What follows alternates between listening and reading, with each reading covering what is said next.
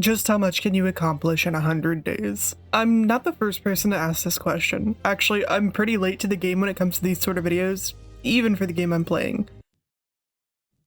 Anyway, regardless, it's been quite some time since I actually played Palworld, not since it was first open to the public to play. There's been a ton of things added to it since then, and I want to see just how much of it I can get done in 100 days. It's sort of a monumental task, so I'm going to waste as little time as possible before jumping into it, but let me give you the lowdown on this video. I initially didn't expect this video to be a 100 days video, so our first half of this playthrough might feel a little unfocused before I eventually hunker down and actually play the game properly. But because I know people are going to point it out if I don't mention it, I wanted to give a heads up. This is not technically vanilla Palworld. I didn't install mods that would really alter the gameplay particularly, but at least one quality of life one that I know will be noticeable. That mod is the Better Nightlight mod by El Pyro, which is an aesthetic mod that alters the night sky and sunrises and sunsets. I actually highly recommend the mod because, like, holy crap, look at this difference. I did alter the gameplay a little bit, though that was through the Palworld world settings itself. I'll keep you updated whenever those changes happen just so you're aware of them, but for the most part those were just quality of life adjustments I made to make the viewing experience better. To start with, I just set the number of pals that could work at each base to the max because I knew my PC would be able to handle it, and as you'll see a bit later, it lets us keep some regulars around that otherwise would be sitting in the pal box. So with that settled, let's dive in, shall we?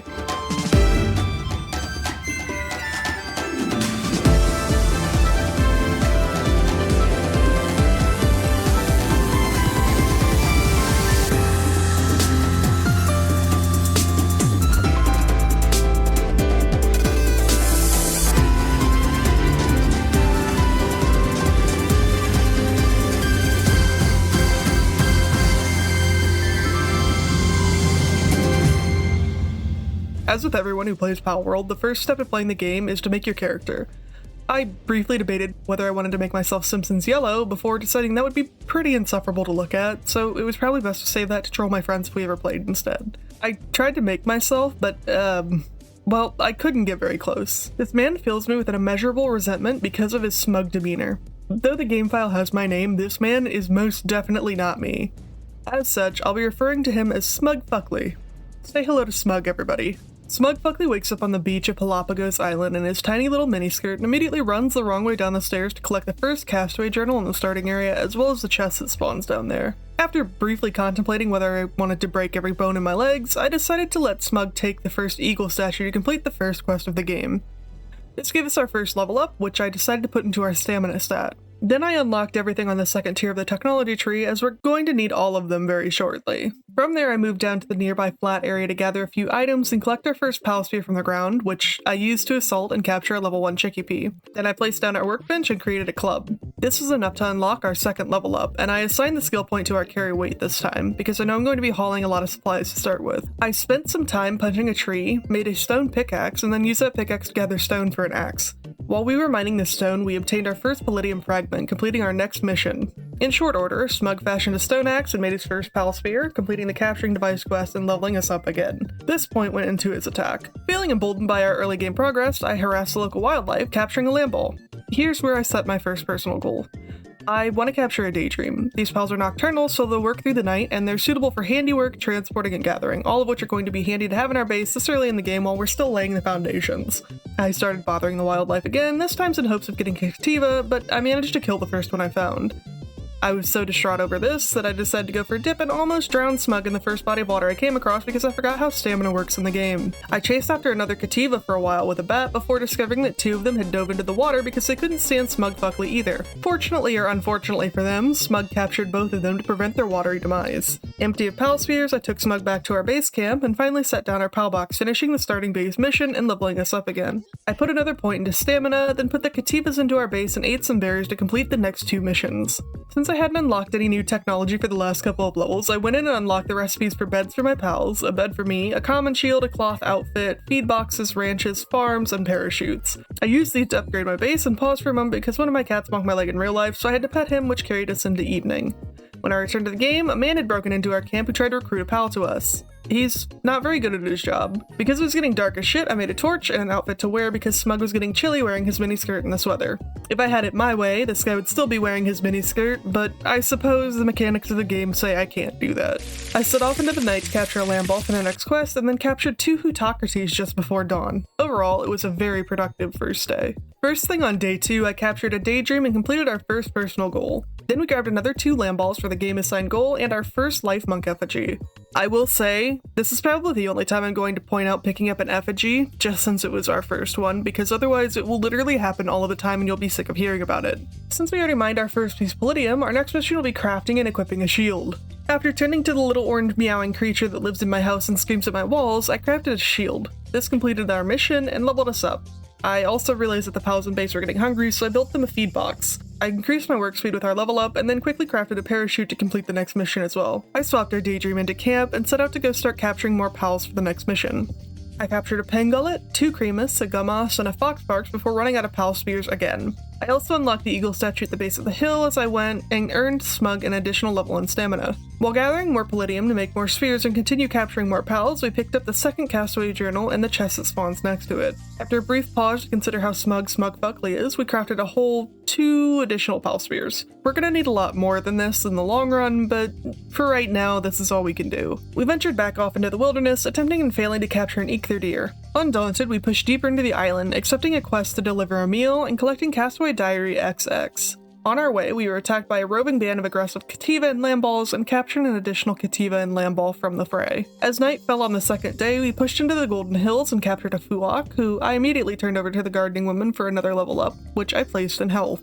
We proceeded into the small settlement, delivered the meal, spoke to the PAL ecological researcher to get some rewards, and witnessed this to wrap up our day. Dawn of the third day began with Smug walking off a cliffside and narrowly escaping falling to his death. However, at the bottom of the cliffside, we captured a Rushor and a Vixie. Heading further into the island, I threw a ball to capture the attention of a Nightwing to fight, and captured it instantly. I tried and failed to capture a Kroajiro, so I captured a Salrai that was doing its best impression of a spinning ball cap instead. Out of balls, I went to grab the spoils from the Kroajiro we killed and found him floating face down in the water. I spent the next several minutes entertaining myself with this poor dead Kroajiro. On the way past a cave, I decided to venture inside and give it a first go. As it turned out, this was a great way to earn spheres because as soon as we walked in, we were attacked by Syndicate thugs. It was enough to level us up again, so I tossed the point into carry weight. We captured a Killamari, and our Lamb Ball's trust increased to 1. Similar to the Life Monk effigies, I'm not going to point it out every time one of our pals' trust level increases, but it is pretty neat that it's happened for the first time. Despite almost dying in the boss fight, we emerged victorious with our Fuwak and only 4 more pals to capture for our game-assigned mission. Once we exited the cave, we successfully captured an eikthyr deer. We also turned in the quest for delivering a meal, earning us another level up that we put into attack this time. After fast traveling back to camp, we put out the Killamari and the eikthyr deer to work and spent the rest of our daylight tidying up and improving our base, including building a repair bench. As dawn began to creep up, we traveled back into the small settlement to tackle the dungeon there and found a treasure dungeon. We exited the dungeon on the dawn of day 4 and started the day off by capturing a Sparkit. We continued through the Golden Hills, coming across one of the bounties, Hawk. Smug dived right into battle and died horrifically. Well, at least we got the miniskirt back. Now we have another goal to complete. We need to get our stuff back. We fast traveled back to the small settlement after adjusting our team and attempted the fight with Hawk again in order to reclaim our supplies. Smug and our Nightwing fought heroically against Hawk, reclaiming their supplies, and died again. After adjusting the team a second time and re-challenging Hawk for a third time, Smug, Buckley, and his Lamball were able to defeat him. Back at base, I assessed our current standing and decided what was next. Obviously, I only needed 2 more pals in order to complete the game-assigned mission, so I thought it was a good idea to look into making an eikthyr deer saddle, which would require us hitting level 12. I decided to tackle those last 2 pals first, but along the way I stopped to gather some iron and take it back to base. We're going to need to start smelting to make progress very soon. Returning to the Golden Hills, we capture a Capricity, only to have to go back to camp once again to make repairs to our armor. After the sun set, I captured a Depresso, completing the capture 30 pals goal. Since I'd already used a partner skill, we moved on immediately to the mission to make a Foxparks harness. For the time being, I returned to camp, deciding on a couple of additional goals I wanted to work on in the meantime. First, I wanted to defeat Chillet, our first boss enemy. He's the lowest level 1 on the map, and it'll be a very easy first boss kill for us. Second, I want to upgrade our base level so that we can actually build a second base.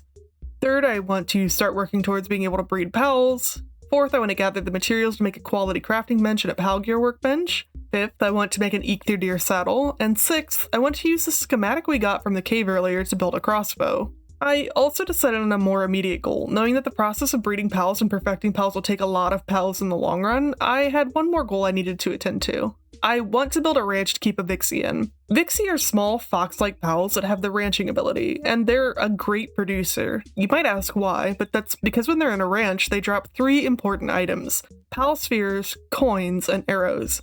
Having a single Vixie in a ranch at camp will generate a steady supply of all 3 of these items, and it's incredibly helpful in the early game for progression. So, I spent the rest of the night working on that ranch to put the Vixie that we caught the prior day in. The ranch was completed early morning of day 5, marking that personal goal completed very easily. The next one I wanted to tackle was raising the level of the base, and in this case we already had a laundry list of tasks to complete to upgrade our base. I spent the better part of daylight hours building a small shack to build a bed in, a campfire, and our first berry farm. We set up our berry farm to start production, and then put the Vixie into the ranch, checking our supplies to see what all we needed to make progress on our new list of goals. In order to make a forge and continue progressing with our goals, we needed flame organs and ore. The best way to collect these right now is to go hunt down foxparks and collect from iron ore nodes. We made a drop off at camp, and while crafting a feathered headband, I once again pondered Smug. We managed to set up our furnace and set foxparks to work smelting down some iron while we made general base improvements. We also leveled up to level 12, and I put the point into stamina. This also helped us to unlock our recipe for our Eikthyr saddle. I went ahead and built the Palgear workbench, and then also built the saddle while we were here. With the Eikthyr saddle created, the next in line was to create the foxpark saddle, which required more flame organs and leather. So we set off to go hunt down the local wildlife again. Along the way, we ran into a Tombat and captured it to mark our end to day 5. This is an excellent catch because Tombat are pretty good mining pals for early on in the game. Still on our quest to gather leather and flame organs, we stumbled across a couple of Malpaka and a Dinossum and captured both. The Dinossum even rewarded us with some carrot seeds.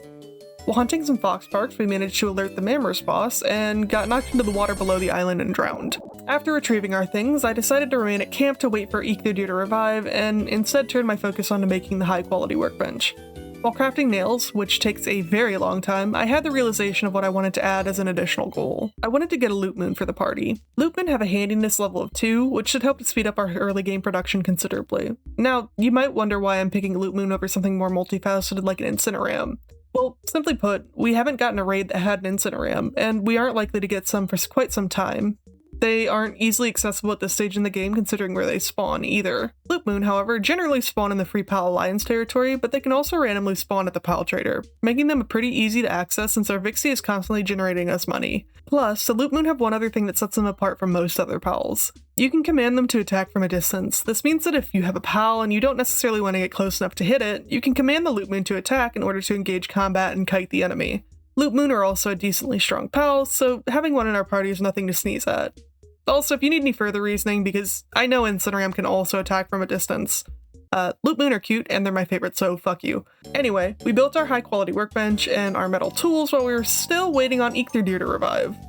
We needed more ingots to make the crossbow schematic that we found in the caving expeditions, so we set off to an area I knew where I could find metal ore from. On the way, I came across a random Mammoth fight and paused to watch. And as darkness fell on my travels, I grabbed the Castaway Journal 1-2 and detoured to explore another dungeon. In the dungeon, I participated in Fight Club, caught 2 fuddlers, and ended day 6 lost as hell in the caverns. To start off day 7, I caught 2 Killamari and another Daydream. Killamari are helpful because they're pretty good transporters for camp, so I really don't mind having a couple extra. We leveled up too, so I went ahead and put that point into our stamina. Our armor broke again, so I had another goal to look forward to. We really need to make better armor. We caught a Mal while still looking for the boss arena, and then found our boss for the day was a Malpaka. Since our armor was already broken, I passed on capturing the boss in favor of keeping Smug alive and let Eikthyr take the Malpaka down. On exiting the cave, we crossed paths with Dr. Braun for the first time, who wanted us to perform a sketchy surgery on Eikthyr. Against every advisable instinct, we did, and Eikthyr gained plus 15 to all stats to reward our ill-advised decision. Battered from our foray into the caves and recovering from surgery while dealing with all of this, we made our way into the desolate church, got the eagle statue, and talked to the metal merchant and Zoe. We paused at the statue to enhance Eikthyr and Smug, and with the statue claimed, we returned to base to tend to ourselves and our hungry pals. In preparation to go do some mining, I added Tombat to our party and made sure that the pals at base had things to work on before setting back out. We gathered as much ore as we could carry from the space behind the desolate church, and then brought them back to camp to smelt. Since that was going to take some time, I shifted my focus to finishing the Foxparks harness and completing our current mission. To do that, we still needed flame organs, so we started harassing the local wildlife again. With our flame organs in hand, we returned to camp and set our crossbow up to be crafted, and then built our Foxparks saddle, completing the partner skills quest. As it turns out, our next quest to complete the game progression is to go fight Chillet, which is a happy accident. That means it's going to be our new highest priority task. We spent pretty much the rest of daylight helping our pals to craft the uncommon crossbow and preparing to take on Chillet. Thanks to our Vixie passively producing them, we already have around 60 arrows stockpiled, so there's no need to have to craft any of those at all. Seriously, Vixie are amazing to keep in ranch in the early game. As the sun began to set on day 7, we fast traveled as close as we could get to set off to go tackle our battle with Chillet. Along the way, we caught a lift monk, and I realized I had 2 level ups waiting, so I put both stats into stamina. Finally, we found the Chillet arena. I cleared a Tombat out of the area by catching it, knowing that it would attack us and cause trouble if it spotted us during the fight. Chillet was a very easy boss. It's only level 11, so it's very quick to go down. However, I didn't manage to capture it. We earned the first boss battle completion, an ancient technology point, and the Chillet bounty token for our troubles. I was a little frustrated I didn't manage to capture Chillet, so I decided to wrap up the recording there. When I came back to record again, I captured a Tansy and discovered that the Chillet had already respawned thanks to me being on a single player world as day 7 turned into day 8. On the dawn of day 8, I began our second Chillet fight and managed to kill it again. So if I'm being entirely honest, I thought I'd lost the footage of the first Chillet fight because I had an interruption while recording, but I didn't actually lose any footage. I decided to capture it the next day, but didn't remember to write that down for myself anywhere, so I just forgot entirely that I was supposed to capture the Chillet. Shortly after this, I started writing things down for myself to keep a note of, so you'll notice I'm staying on track better, but I'm really sorry you didn't actually get to see me capture the Chillet boss. Once I had defeated the Chillet a second time, I headed down to the fort ruins to grab Castaway Journal Day 3, a chest, and the eagle statue there. I explored the area further, catching a second Nightwing and a Toto Coco, getting Castaway Journal Day 11 as well. I also gave a woman some gold for her ailing pal. Smug leveled up, earning him another point in health, and then we tackled the Syndicate encampment that went very easily. We grabbed the waypoint by the Rain Syndicate Tower, and then entered the cave that had spawned near the tower. Since I was about the right level, I was in the area, this could mean only one thing. It was already time to defeat Zoe. In the cave, I met the Keeper of the Mushrooms, and then murdered the Keeper of the Mushrooms in cold blood. I found the boss arena, decided to keep exploring, and then found out that the Keeper of the Mushrooms had a successor. You'll never guess what happened to his successor. We completed a puzzle to get some loot, and then finally completed the boss of the dungeon, a Tombat. We captured the Tombat just as night fell on day 8. Outside, we found yet another Tombat and captured it, and then decided to take on Zoe and Grisbolt. Fighting Zoe and Grisbolt proved more difficult than expected as the day ticked over into day 9, but we managed to emerge successful, earning 5 ancient technology points after defeating her. We leveled up, earning Smug another level in stamina, and finally returned to base using the new eagle statue at the top of the Rain Syndicate Tower. Returning to base, we discovered that our pals had run themselves out of food. I still couldn't tell you why, but our berry farm had stopped producing somewhere while we were away. I gathered my hungry team to go hunt down some food for me and my pals and refilled the feed box when we returned. We found a new schematic in the cave, a rare feathered headband, so we went ahead and made that as well. I spent most of day 9 reorganizing and improving the base and unlocking additional recipes that would make life at base easier. The cooler box, megaspheres, spear workbench, wheat farms, mills, Nightwing saddles, the beginner fishing set, the mega shield, the metal chest, and the PAL expedition station. From the ancient technology pool, I unlocked the feed bag as well to prepare for our current game assigned mission. I've never been fishing in Palworld before, so I figured that would be a pretty fun thing to check out. I've also never done the PAL expeditions either, so both of these were new things to me. So, I set the beginner fishing set to be crafted while I was away, and then set out to make my first attempt to catch a loop moon. Unfortunately, the sun rose before we could even venture into the area where loop moons spawn. Day 10 began with finding a man who had ascended. He asked me to prove the legend and returned to speak to him once I had. I'm not sure why this levitating man would care so much about a legend, but I can't levitate, so I suppose he probably knows better than me. We ran past Elfidrian and got blasted. I noticed a supply drop in the area, so I decided to take a peek to see if we could get it. We're not really high enough level to take on any of the Free PAL Alliance in the area. We grabbed the Great Eagle statue from the ruins while avoiding Free PAL Alliance members that were after us. We also managed to sneak around the encounter to steal the items inside the supply drop before beating a hasty retreat. We got some pretty decent loot for this early in the game, too. We wrapped around and grabbed the eagle statue at the bridge of the Twin Knights, and then fast traveled back to base. From our little adventure with the Free PAL Alliance, we got a rare metal armor schematic, and then in addition we could now craft the mega shield. This meant we would need to do some dungeon runs to get ancient civilization parts, so I decided that would be a sub-quest of upgrading our armor. We built ourselves a feed bag per our current game assigned mission. Up next is to go defeat or capture Pen King. After looking into fishing, it looks like we'll also need to craft bait to use with it, which requires wheat.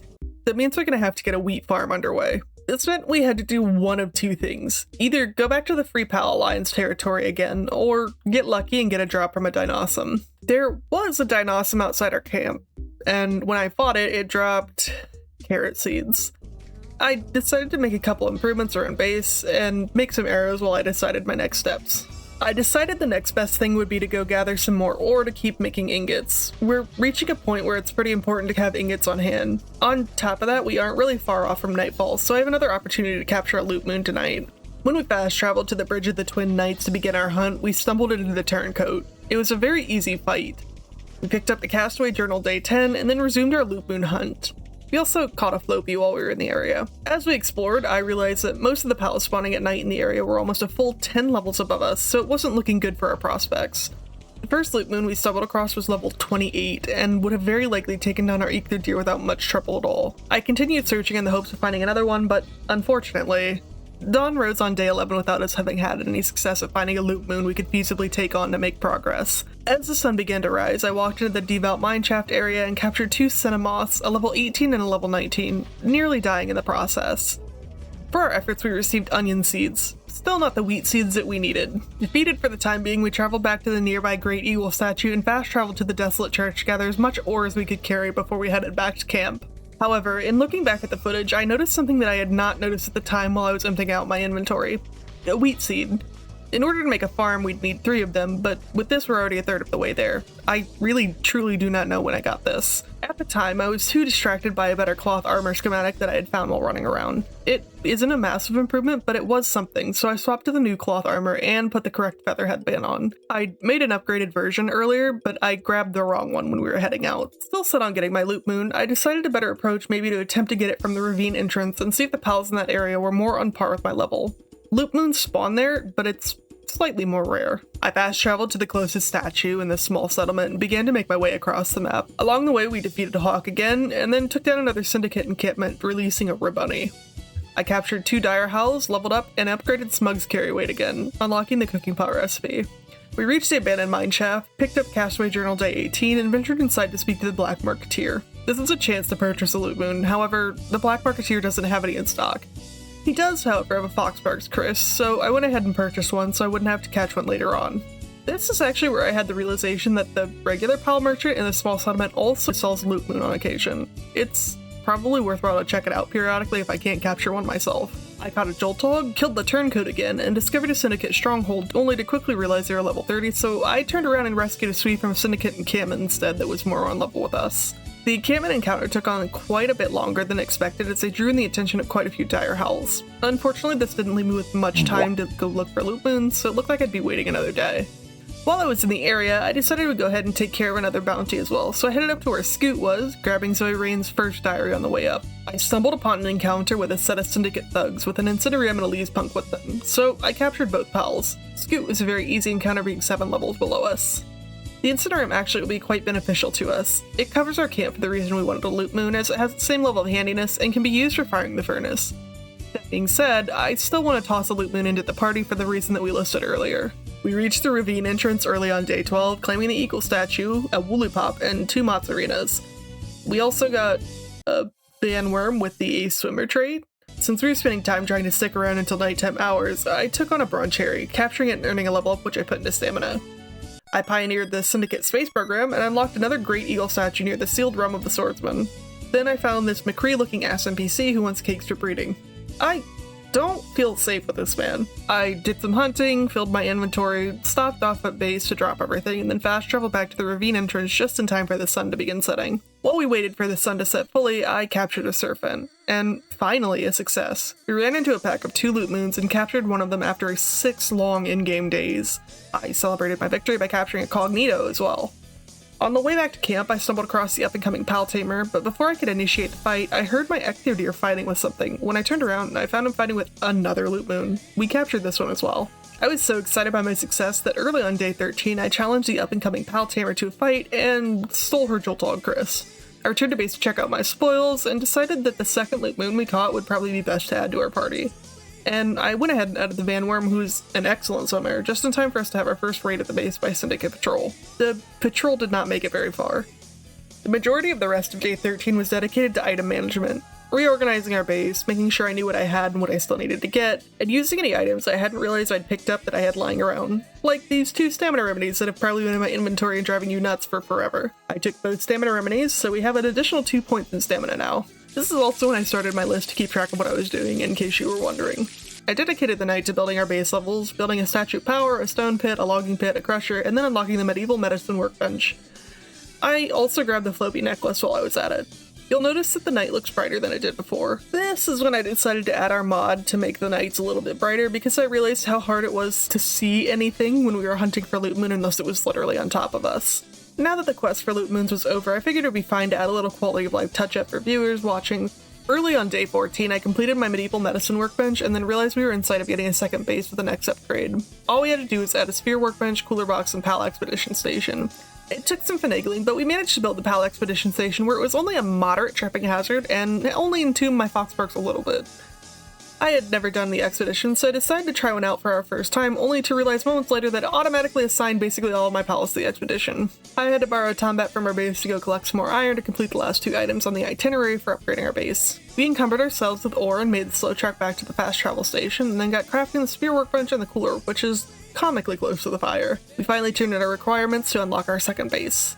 Since we would need to get more bases later on, we started working towards the next level as well, since they're all items that we would need for breeding anyway. I went ahead and built a mill, and then started cooking ingots that would be used for the cooking pot that would be required.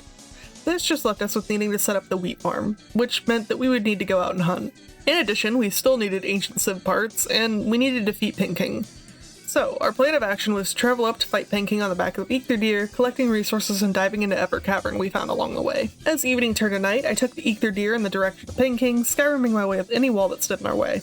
As it turns out, deer are an all-terrain vehicle. We encountered and took down a tribe of Dire Howl, and then decided to go cave diving, where our new loot moon got to show off her moves and was real curious about getting to know Smug. The morning of day 15, we learned that our loot moon can't really swim. She's a little stupid, but we love her anyway.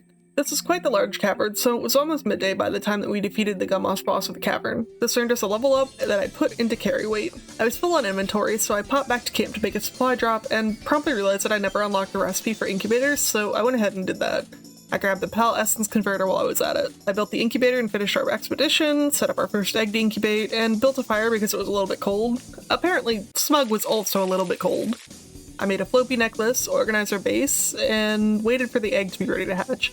You'll notice I spent a lot of time fussing over our organization system until I get something more permanent set up later because it was really getting difficult to find anything here. Don't worry though, it'll get resolved soon. Day 16 started with us hatching our first egg, and then against a Dire Howl. I tossed another large egg in to incubate and got an expedition underway while we were away from base. Expeditions are another thing that are just an ongoing background thing, so I'm not going to mention them every time I do it, but just assume that we're doing it every time we go back to base.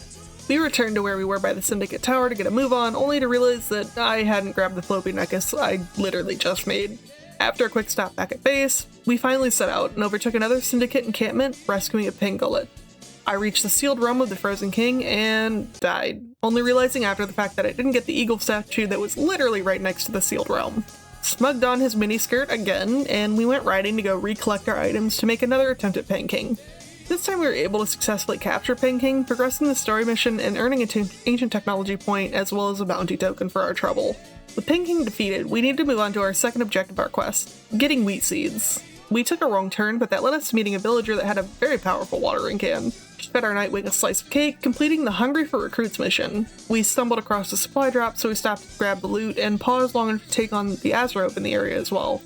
We captured her and then earned another ancient technology point and the Azrobe bounty token. After fjording the rest of the way across the lake, we tackled some cinnamoths to start working on gathering our wheat seeds, and earning enough to make our first farm right as we leveled up to level 20. I bolstered Smug's health with our point, and unlocked the Gigasphere, the weapons workbench, and the research station. Our hunt for cinnamoths continued into day 17, leading to a very silly run-in with a Helsifer that we had to run away from. While we worked, we learned that our loot moon has a promising future as a basketball player. We caught a Bristlet and had a war of attrition with the Gale Claw that eventually pissed me off so bad that I killed it. We left the area just after midday to return to base and realized that our Floppy is a little bit of a troll in camp after it immediately encumbered me with several hundred pounds of wood and wouldn't let me drop it from my inventory. Since she was being a little menace, we put her in the box so we could handle more building at base.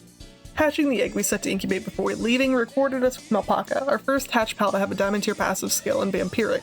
This will be super helpful to have once we start breeding pals. The Vampiric passive skill is massive, allowing a pal to absorb a portion of damage they deal and restore it to health, and additionally making them remain awake overnight and continue working. This means that this skill on any pal that isn't already a dark type pal will double their productivity. We put a large damp egg in to incubate this time. The man that wandered into my camp wanted to rent me a Mozzarina. I declined his offer. We wrapped up the night by making a mega shield and adding some additional improvements to our base. The morning of the 18th, we decided to deconstruct our expedition station because we needed the room to build our 2 new wheat farms, completing our goal. With our wheat farms produced, we were actually pretty well off on the long list of personal goals we had set. However, there was a pressing thing that I noticed. We needed to build our second base. Our space was getting tight at our first base, and this meant this was our highest priority. Without the expedition station, we were limited to gathering ancient parts from dungeons that we sought out and boss fights. A second base would allow us to not only set up the expedition station, but it would also allow us to get a more permanent solution for our breeding needs. We set out to scout where we wanted to build the second base. Given that it would be for breeding, I actually wanted to keep it pretty close to our first base for ease of access. After all, once we had the foundations there, we could always rearrange bases if needed later on. I set it up on a lower level within sight of our main camp. Once we decided on the location, we built the breeding ranch and PAL expedition station, completing our goal and getting our base into breeding shape. In order to really get the best PALs we could, we would also need the supplies to build a PAL condenser, and to do that we needed more ancient sid parts. That meant we would need to do more expeditions and more dungeoneering. Additionally, we just started being able to breed, and there's one thing I would really like to jump into: breeding more PALs with that vampiric trait. It's been a while since I did a major PAL breeding in the game, so I wanted to check and see how difficult it was to pass on the diamond passives now. So, with that in mind, I set up another expedition and placed our vampiric Malpocket into a breeding pen with a lamb ball using 2 cakes that I had been rewarded from the watering woman earlier on. As night fell, I left the pals to do their thing and headed back to camp to do a small maintenance task such as hatching our damp egg, which turned out to be a Penking. In spite of his unbearably smug disposition, I've grown attached to Smugfuckly over these last 18 days, so I decided I'd be kind to him for the first time and let him have a good night's rest to wrap up. We awoke on day 19 to Smug being back on his bullshit. We put the large electric egg in to incubate and received our first large dark egg from our Malpocket and our lamb ball. And then we set off to gather some ancient civ parts from the dungeons. Along the way we started working on the capture bonus for some of the starting area pals we passed. This was enough to level us up again, so I improved Smug's health. Our first dungeon was sort of a bust with getting ancient civ parts, but we did get a pinglet and some dog coins out of it. Our second cave was a normal one, though it seems like that's the detriment of every fuddler I've ever seen in a cave. We defeated the Fuak boss in this low-level cave very easily. I spent the rest of day 19 charting a course of the dungeons we would be checking. On day 20, surprise surprise, we entered a dungeon. I was actually on a real life time crunch while recording this day, so I was zooming through this cave, which was one of the largest cave layouts I've ever seen. We collected a lot of Pest. we Get that fucking guy. and rescued a Toto Coco. Since I didn't have a torch, I turned the brightness up just a little bit to make viewing easier. I think I put it best when I said, I'm suffering from success right now. Am I suffering from success? I don't even know if I have any ancient parts. I'm finding everything but what I want. after 20 real-life minutes of exploring the cave, we defeated the Joltog boss and left the cavern entirely encumbered. I was in a rush to get back to camp so I could go do my real-life obligations, so of course I stumbled across a black marketeer. I purchased a B-guard and then... Messenger, what the fuck is happening in there? What the fuck? Am I hallucinating? What is happening right now? What the fuck are you doing? Oh my god, I'm learning how to emote right now? Oh my god, I feel like I'm having a fucking hallucination. Like, I think I'm careening out right now. I'm overwhelmed. I'm actually tweaking. I need to be done for today. What the fuck was that? That happened. I smashed up a syndicate encampment on the way, rescuing Ribbunny, and greedily picking up a huge dragon egg and chest we stumbled across. We made a very, very slow walk to the nearest eagle statue because I didn't want to drop anything, which meant we had to dodge the wild loop moons that were spawning. To finish off the day, we hatched our Dazzy and put the huge dragon egg in to incubate. We also built some fires to keep it warm, and Smug was on the type of shit he's on when you're already overwhelmed. Day 21, we grabbed the second of our eggs that was produced, and got trolled by our Floppy some more. So I want to preface by saying that sometimes I leave the game open when I'm doing other things. While I was playing the game, I had assumed that I would be making a Palworld series, which I still might, but I didn't realize until much later that I actually wanted to make these videos into 100 days videos. That meant there were periods where I would step away from the computer or just leave to do something else for a moment, and I left the game open. So for instances like these, for transparency's sake, I'm just gonna let you know when they happen, and on top of that I'll be making up these bunk days at the ending, since I don't want anyone to feel like they're being shortchanged since I had times that I left the game running without thinking about it. Day 21 is one of those days. That being said, while not a lot happened in the actual footage for day 21, I did use it to straighten out a lot of our goals while we were playing. Here's what I came up with. I wanted to get the other diamond tier passive skills. I poked through the list of passive skills available online and decided I wanted to get Lucky, Mastery of Fasting, Heart of the Movable King, Remarkable Craftsmanship, Swift, Eternal Engine, Diamond Body, and King of the Waves. In addition to that, if we were going to seriously start breeding our pals, we would need to be able to produce cakes reliably. And in order to get the Lucky passive, that meant we needed to find and capture a Lucky pal. Our production setup would be good, but I didn't want our pals eating the cake supplies we would gather, which would mean we would need to add another long-term goal to be able to mass produce cakes. I need to move the ingredient production away from our main base camp. To begin day 22, we built our pal condenser, completing one of our personal goals. Then we put our bee guard camp to start producing honey, and set out to continue collecting our ancient zip parts that we needed. However, while going out to check the cave spawns, I heard a lucky pal by the beginning beach right next to the possible dungeon spawn. There was a lucky Kativa. We caught it, earning ourselves a lucky trait to add to our passives list, and completing another one of our personal goals in short order. No dungeon had spawned in the beginning area though, so we moved on from the area, traveling until after nightfall to reach our next cavern. Day 23, we learned that our loot moon is really good at platforming and really bad at swimming still. We tackled a ruby boss and captured it. Once outside, we had fisticuffs with another crow at Jiro and 1, capturing it, and discovered a herd of Vixie. We beat Hawk's ass again, rescued a Nox from the syndicate, and leveled up, enhancing our attack. We entered another dungeon, and this one was a massive cavern. We caught a turtle, gathered a bunch of supplies, and finished a cave by capturing a Gummoss. Deer are an all-terrain vehicle. We returned to camp to drop off our spoils to wrap up day 23 and hatch our dragon egg to reveal a Relaxaurus. Day 24 saw us bully a newbie pal tamer and Hawk again as we took a brief aside to go gather some materials to see if we couldn't make some stat potions. While gathering rushworm meat, I stumbled across a lucky Sparkid. We already had lucky Kativa, but this expands our options for breeding, so it's good to have another one on hand. We bullied yet another newbie pal tamer, the turncoat, and caught another supply drop near the ravine entrance. We also caught a kelpsie that wandered onto land and hunted some Matsurinas while we were in the area too. I noticed that we were right about the right level to take on the sealed realm with the Swordmaster and decided to give it a shot. We managed to capture the Bushi, earning another ancient tech point, and the Bushi bounty token. We captured another Vanworm to wrap up our excursion and returned to camp to begin working on our Might Remedy. To get some help with the long task from a wrestling camp, I slept through the rest of night 24. This morning, we made a hip lantern, hatched a daydream, incubated a huge verdant egg, and built an egg incubator near our breeding pens, completing our story quest. In rapid succession, because we had already completed them, we achieved upgrade your base level to 7 and defeat Zoe in the Rain Syndicate Tower. This meant our next mission assigned by the game was to capture an Ether Deer Terra in the Wildlife Sanctuary number 1. This is gonna take a bit longer than any of the other missions we've received so far, considering we haven't even achieved flight yet. That set us a pretty important goal, didn't it? It was enough to level us up though, so we added the point to Smug's health. We unlocked the recipe for a Vanworm saddle as well in preparation. Returning to base, we unlocked higher level armor and began working towards making a mega glider and some metal armor. I set Smug on fire again, and our loot moon followed suit.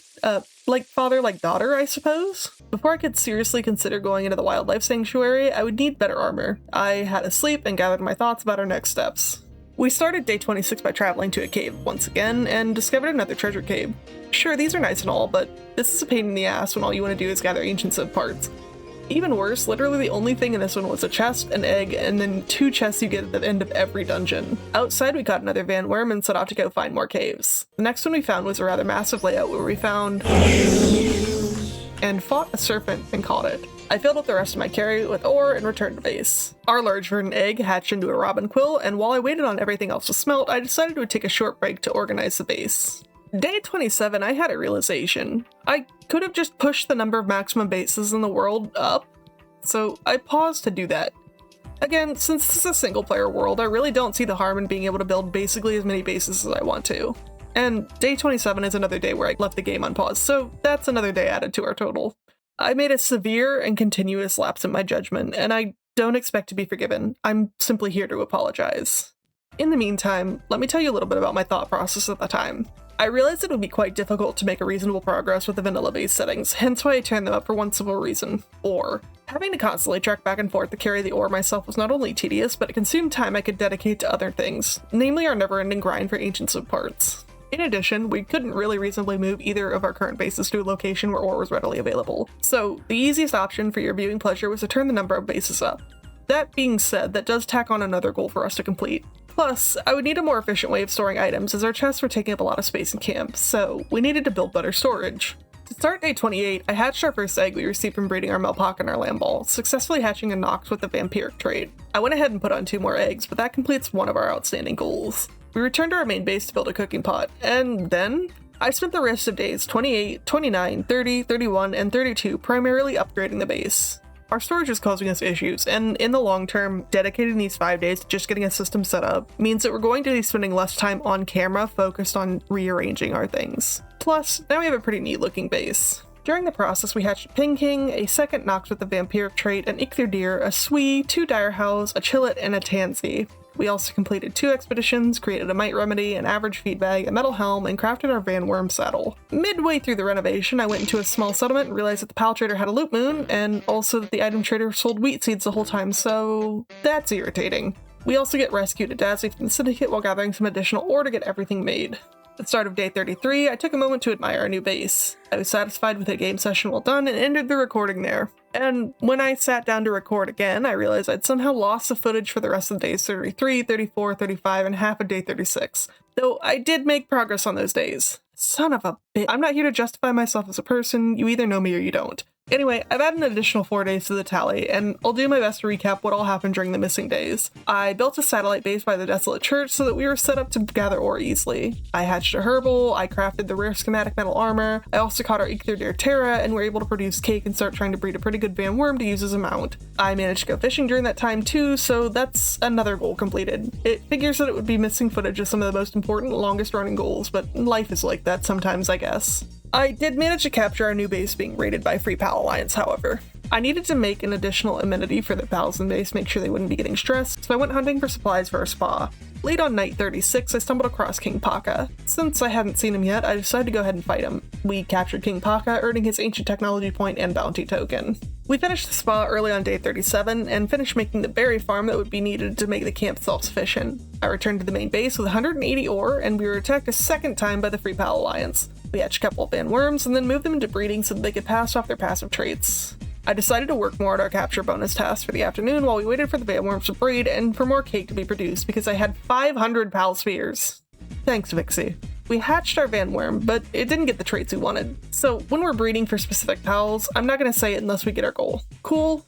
Cool. I set out in the middle of the night on an expedition to go hunt down some very good fishing spots. See, at this point I had realized that it was very effective to get our missing diamond passives from the fishing spots. The little green sparkles marked pals that had diamond passives. I was hunting down some to bring those traits back to camp with the goal long term of getting some tanky pals via breeding. I doubt I'll get anyone perfect, but I think it'll be neat to see just how far we get in our 100 days. Our quest to fish for more diamond passives continued into day 38, and while we were flying around, we stumbled into another supply drop. I went and claimed the supply drop, consuming both the speedy remedies inside, and continued on the way. Around midday, we found our first green sparkle fish, catching a turtle with the diamond passive Swift. Along our way, we found the Black Marketeer, so we stopped to give his inventory a look. He also had a loot moon, but nothing caught my interest otherwise, so I passed on getting any of the pals here. We finally reached the Twilight Dunes. I made a point to grab the dig toys while we were there. Dig toys are fantastic mining pals and marked our first real instance of finally reaching the 3rd tier of production. We aren't really equipped to delve too deep into the dunes given that we don't have temperature control handled just yet. I skirted around the area because entering during daylight on my Van Worm was already enough to make Smug start overheating, and I didn't want to risk having to rush all the way back to this area should we die, especially since we hadn't unlocked fast travel nearby just yet. Instead, I tackled a syndicate encampment to the southwest of the dunes. We rescued a Jolt Dog Chris, and I set off on foot to explore the area a bit.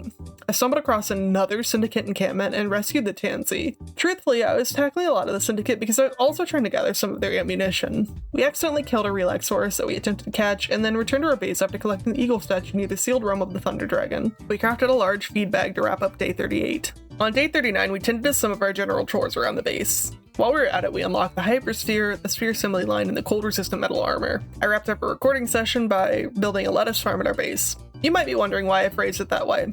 Well, first and foremost, I'm sorry for confusing people by using terminology like our recording set. Anyway, I left the game for a while to eat a meal and forgot completely that it doesn't pause, so I spent a chunk of day 39 doing a whole lot of nothing. Not the full day though, so for the time being I'm not going to add another day to the count. Hopefully I won't have to add any more. Foreshadowing as a narrative device. We continued on our quest to go fishing for our missing diamond passives. Around evening time we found some more green sparkles and fished up a Fitzroi with diamond body. Success, another one off our list. I went ahead and fast traveled back to base to check what pals we had with our diamond passives already. While doing so, I realized that at some point earlier on we'd hatched a Kelpie with King of the Waves. I'm not sure when that happened, as it had to be from a random egg, but that's another one off our list. We're officially halfway there to having all of the diamond passives we wanted. We started day 40 off by hatching a Bushi from a random egg. That's a pretty helpful hatch, so I dove right back into going hunting for our remaining diamond passives. Heading off towards the Sunlit Isle to explore some more areas. We captured 2 Finsiders and found another sparkling green beacon. Unfortunately, it was a Kelpie with Swift, so we didn't get anything new with this one, but still a pretty good catch. We flew over Marsh Island and found another green spot. We watched a Kativa nearly drown while we were waiting for a bite, and ended up pulling a Pinglet with Demon God, Coward, Mercy Hit, and Suntan Lover. It's not one of the passives we were looking for, but that's almost as funny as our Vanworm with Ace Swimmer. We stumbled across a couple of traders in the wild, and the Pal trader had a Loop Moon. Is this like my atonement for how many times I lost footage or something?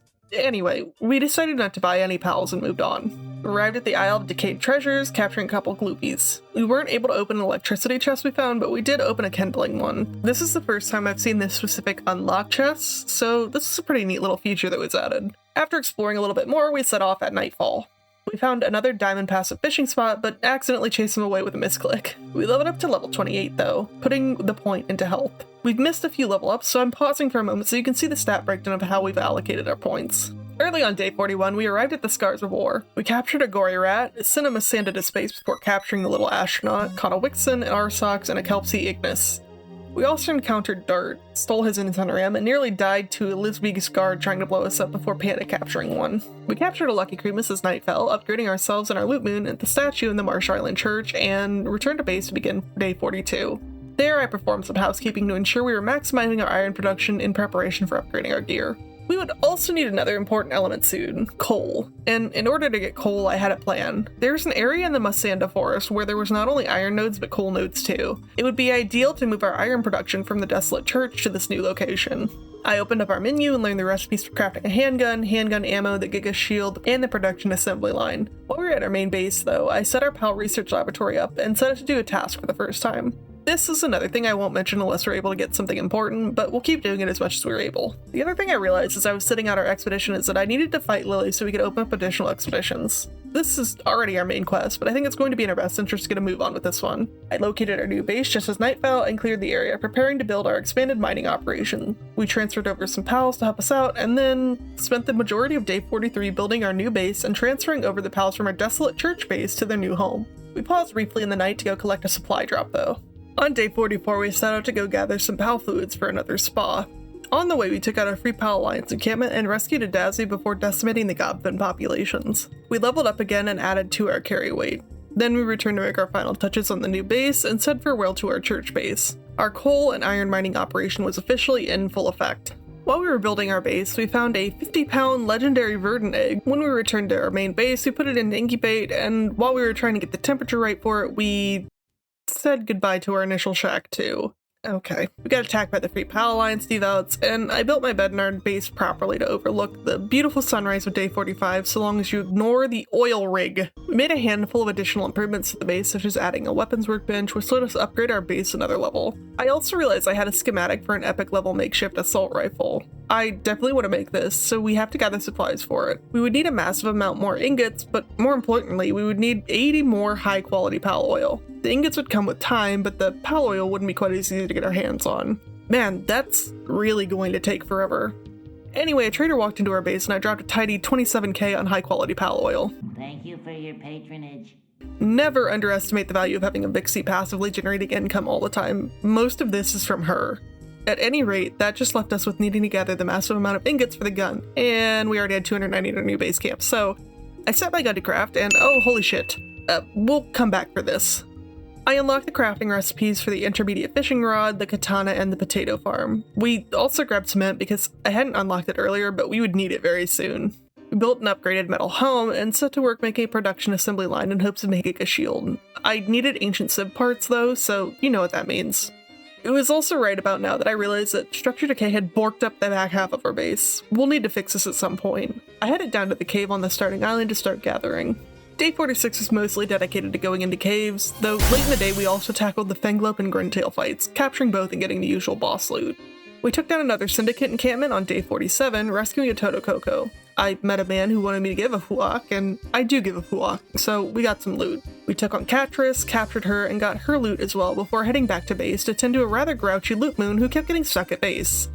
We had actually gathered all the ancient Sip parts we needed for our Giga Shield, so we started crafting it. We expanded our storage while we were there and hatched our legendary verdant egg finally into a Verdash. In addition, we hatched 2 Nightwings and 2 Foxbarks. We also made an intermediate fishing rod too. On day 48, I took a moment to turn the decay settings down. Since we're on single player, again, I turned it off because I want our base to look cool. I started making repairs to the base while we waited on the assault rifle to finish being created so we could go tackle the Lily fight. We watched the sunrise on day 49 on the end of our new takeoff ramp on the back of the base, and almost emoted smug into an early death. I climbed back up to our base, hatching a Rebunny and an Arsox. You might be able to tell that I set myself on fire again. While doing a bit where I was in the spa, I noticed that our Azure Open Verdash somehow ended up on the roof of our base. You'll notice that there's some jumping around on this day, and that's because I kept popping in and out of the game to fiddle with the settings to see if I could get that issue resolved. I hatched a Herbal, a Fuddler, a Cellray, and a Hangyu. As it turned to evening, we grabbed our assault rifle and picked up some coarse ammo for it, and then set out to test it out on some unsuspecting wildlife. Then we set off to go attempt taking on Lily. I'm not gonna lie, and you've probably already noticed the Vanworm Chris flying around the base. At some point during the lost footage, I'd attempted to take on Lily once already. We didn't die during the fight, but we did run out of time, so I was pretty confident I'd be able to win the fight this time. We fast traveled to the Free Pal Alliance Tower, tackling a Vanworm Crest and capturing it, and then running into Lily's fight after sustaining some pretty heavy damage thanks to the cold conditions. We used up our entire supply of coarse ammo against Lily, managing to get her down to about half health before swapping over and relying mostly on our pals to do the damage we needed while I ran interference using our crossbow. With some intentional pal swaps when the health was low, we managed to finally secure a victory over Lily early on day 50. I quickly fast traveled back home so we didn't die out in the cold. With Lily defeated, our next task the game gave us was to go defeat Axel and the Brothers of Eternal Pyre Tower. Given how much difficulty Lily still was giving us, we were gonna have to go get our levels together before even attempting to tackle Axel, considering he's much stronger than Lily was. We're also going to have to get our ammo production up for sure. Since we're at the halfway mark of our 100 days, I wanted to take a moment to plot out what we wanted to do with the rest of our 100 days. It's goal setting time, baby. First, I want to automate massive ammo production. Second, I want to reach level 45. I also realized that since we're level 30 now, we should be able to take on some of those syndicate strongholds we came across earlier on, so let's add that to the list. I also unlocked a Fanglope saddle, and I most definitely want to build one of those since Fanglope is going to be a pretty good ground mount for the level we're at.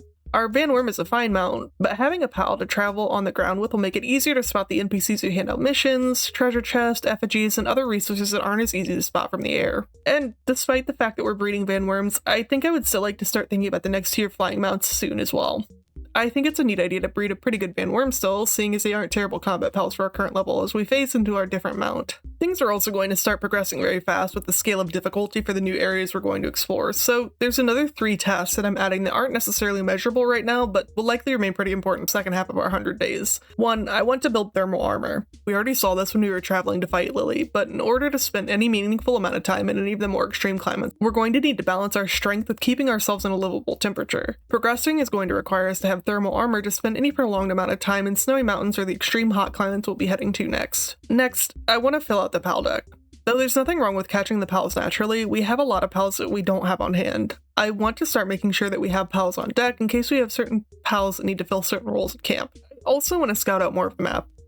It's been a long time since I played Palworld, and there have been a lot of updates. The only way I'm going to know what areas are appropriate to go explore at my level is to go scout around the areas we haven't visited yet and actually explore them. This will have the added bonus of giving us chances to capture some of the more new pals as well.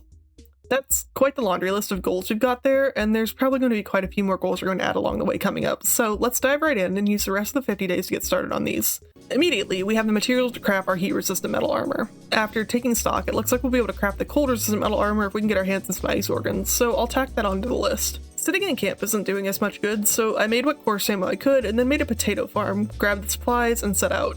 Fast traveling to the Lake Center Eagle statue. From there, I ascended into the air atop our Ace Swimmer Vanworm and scouted out the eagle statues that I could see that we hadn't collected.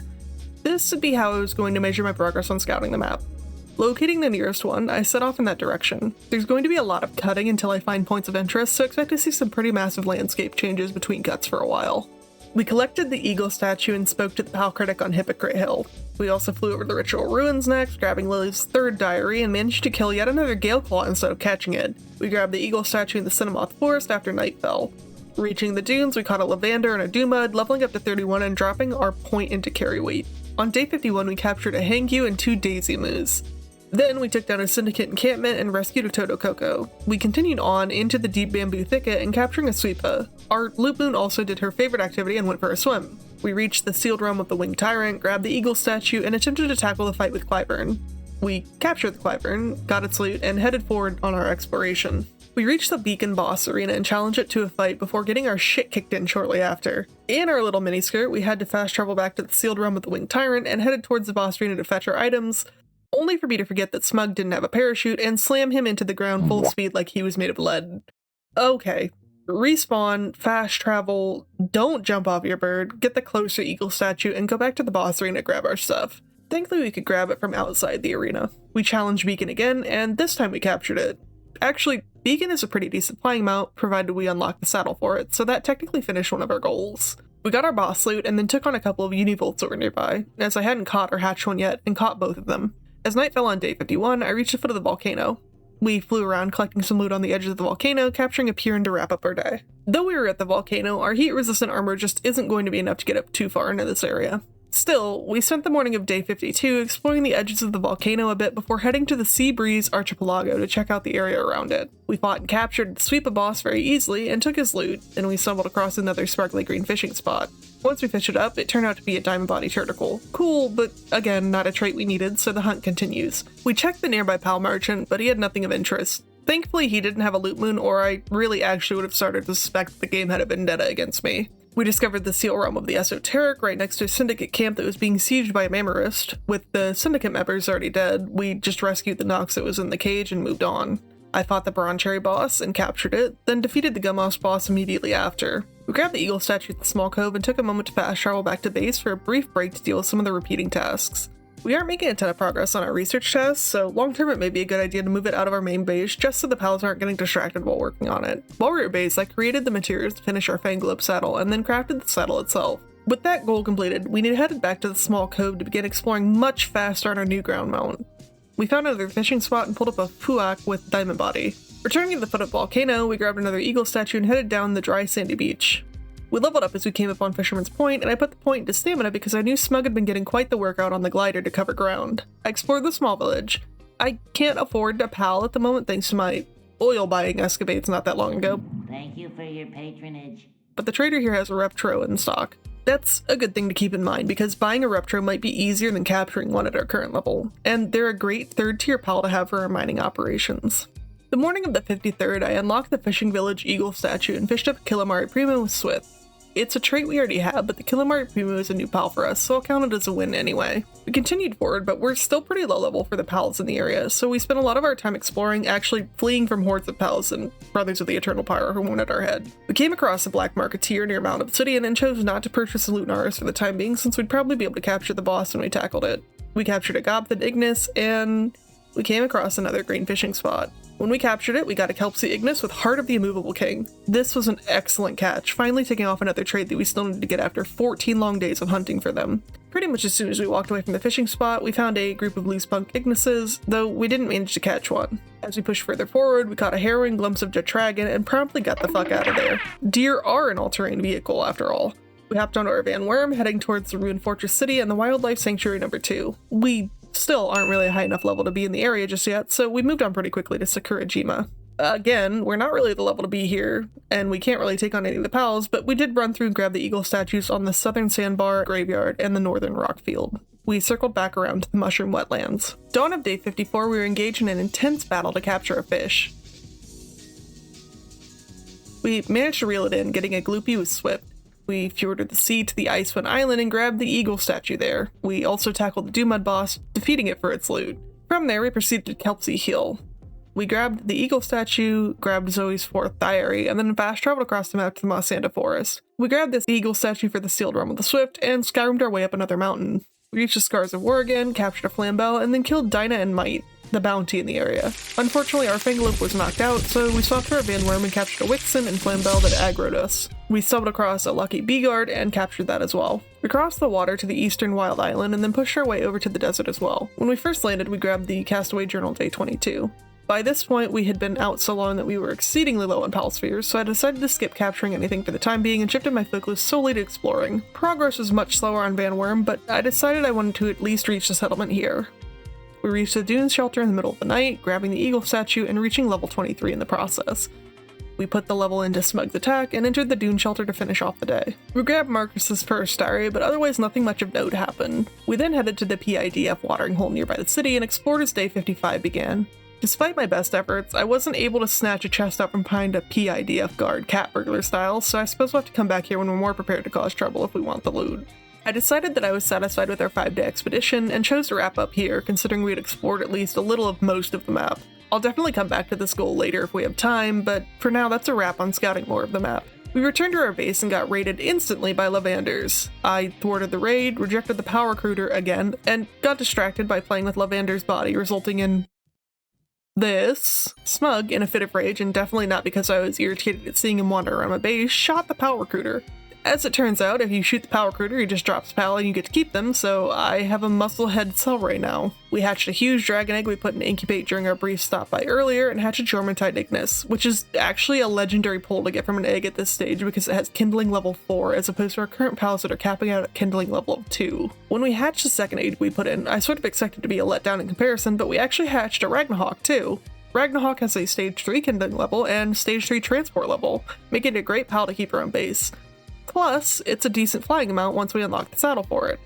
I did some general tidying up around the base and made a decision. Though I do like the idea of breeding a Van Worm, I think it's more important to order business to ramp up our production in general. This means we're gonna have to start combining our higher tier traits onto one pal. So, though we gave a good effort to get our Van Worm, it's for the best that we alter this goal into something that makes a little more sense for our goals going ahead. I think we should try and breed a perfect Mozzarina. With this altered goal in mind, I spent the rest of the night on day 55 plotting our course to get our perfect cow. To get us started with our new breeding project, I placed our Kelpsie Ignis into the breeding pen with a lamb ball with no traits. The goal of this being to breed a male with the Heart of the Immovable King trait in order to breed it with our lucky Cremis. We made some small improvements to both our main and secondary bases and set out for an expedition on the newly unlocked secret realm we gained from Lily. While waiting on the egg to hatch to see what we'd be getting from our lamb ball Kelpsie union, I appreciated how large Cremis's head was. Then, I spent a bit of time harassing the local wildlife to toss some food into the feed box at our breeding base and get some ecthier deer in order to make another stamina remedy. We also grabbed some supplies for our research. While we were out hunting, it turned to night, and we found a newbie pal tamer who made an unwise decision to challenge us. We killed Hawk again and rescued another Ribbunny from a syndicate encampment. On day 57, I realized that I had left my bait back at camp like a fool, so we missed out on whatever this was going to be. I was so frustrated that I took my anger out on the turncoat and pissed off a Mamorist. Thankfully, we were actually pretty well equipped to handle it, so we took down the Mamorist. I didn't manage to capture this one, but that would be good to know for the future when I had better spears on me. I had to go collect more flame organs, but a Mamorist charged down our loot moon and initiated a fight. We took this one down too. With that in mind, I decided it was time to initiate the fight with the Mamorist boss in the area to test our mettle. For the most part, I let Loop Moon and Van Worm handle this fight, knowing that if I got too close, I would decimate my arm and I wasn't likely to survive its slam attacks. Also, because I, for some reason, decided the best time to start this fight was when I had no ammunition in our inventory and no spheres on us. I truly am the brightest bulb.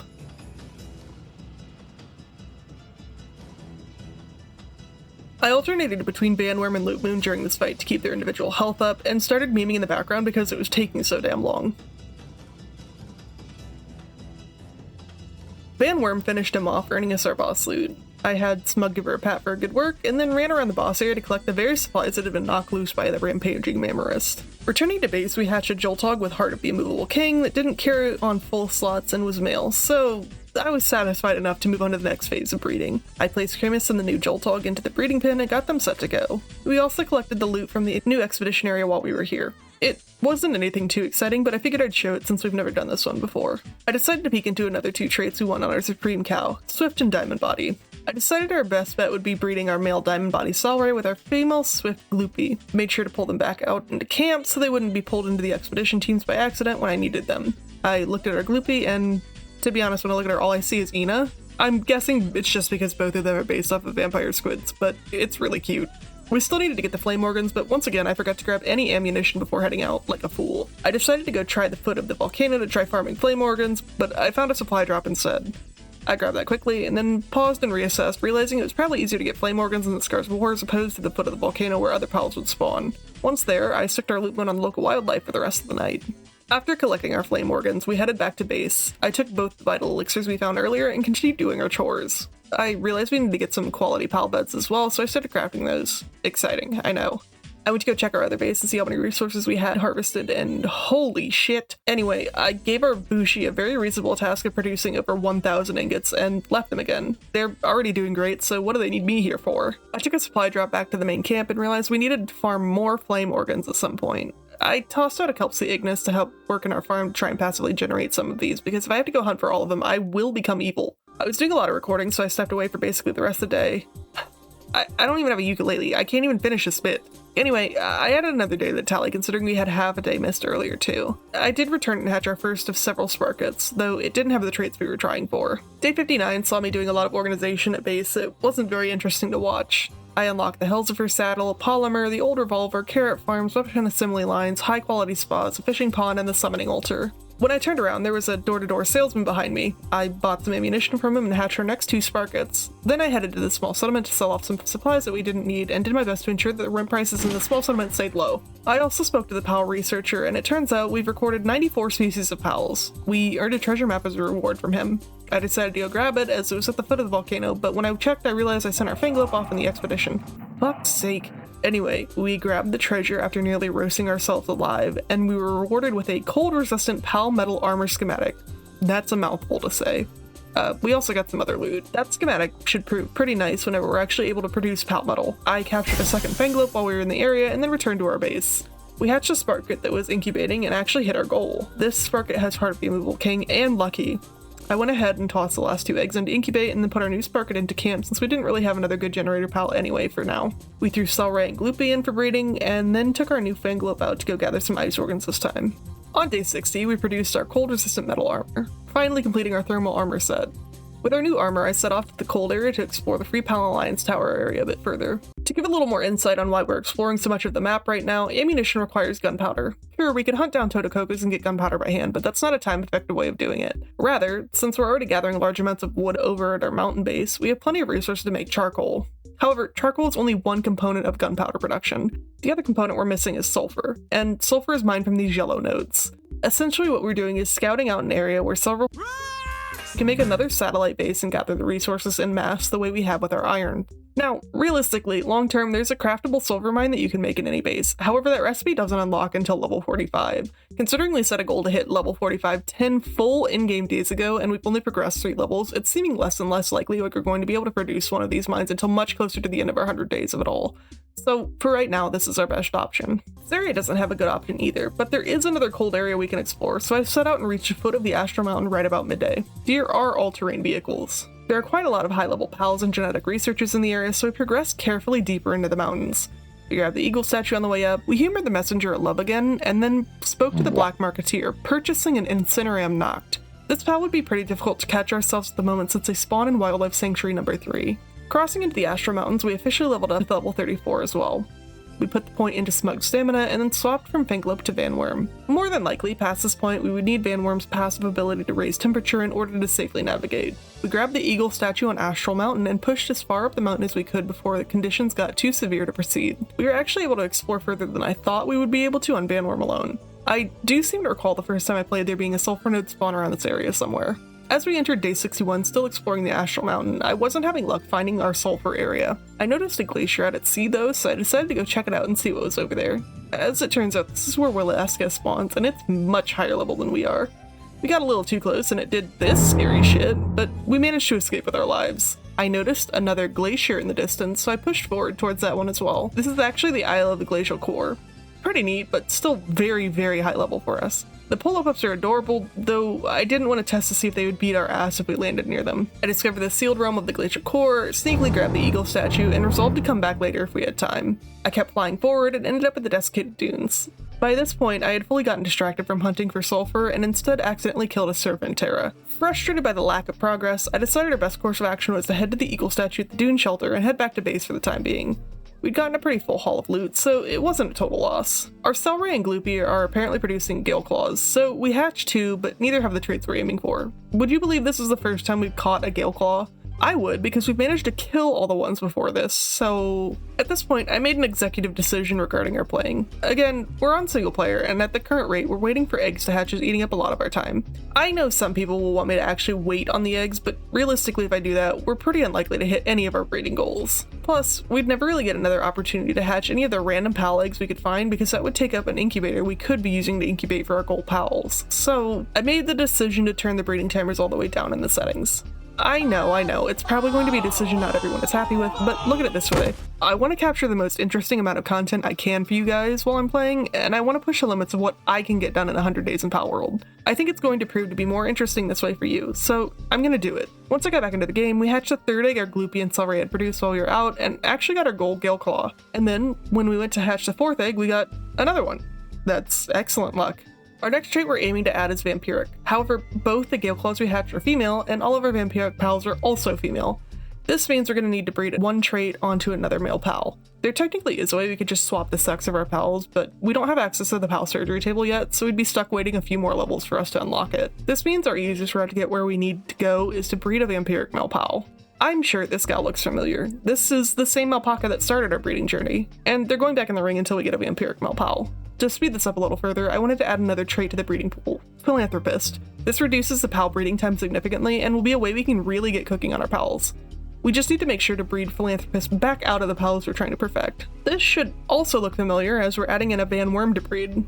I tossed some cake to the pals and left them to it. We'd really like a male pal with Vampiric and Philanthropist, but worst case scenario, I'll just take a male pal with Vampiric. So, of course, we hatched a female Petalia with none of those traits we wanted. We ended up playing for quite a while with our Levitating Gale Claw, and then hatched another female Petalia, this time with the traits we did want. Over the course of days 62, 63, 64, and 65, we focused on baking cakes, improving our base, and hatching our gold pals. We got our Petalia, bred that Petalia with a Gale Claw, got a gold Lulu, and then threw the Gale Claw in with a Kelp Seed, trying for our gold Maraith. And then I took a 2-month-long break in the middle of day 65. No, I'm not kidding. Between wanting to get my Risk of Rain video edited and posted and a sudden family emergency, I stepped away from Palworld for a full 2 months. I came back, understandably confused with what I was doing last. What I did notice is that our Jormuntide Ignis had an ulcer and needed medicine. I would guess he got stuck and couldn't feed himself. I finished up the stamina remedy that had been sitting there waiting to be completed for 2 months, and then crafted medicine to Jormuntide. Since night fell while we were crafting, we had to sleep in order to give him his medicine. First thing on day 66, I fed our Jormuntide Ignis his medicine and paused to go figure out what the hell we were doing. This gave me a great chance to reflect and consider what our priorities should be again, and, well, they're the same priorities. They're literally the same priorities because I made them up while writing the script while I was paused to figure out what the hell I was doing.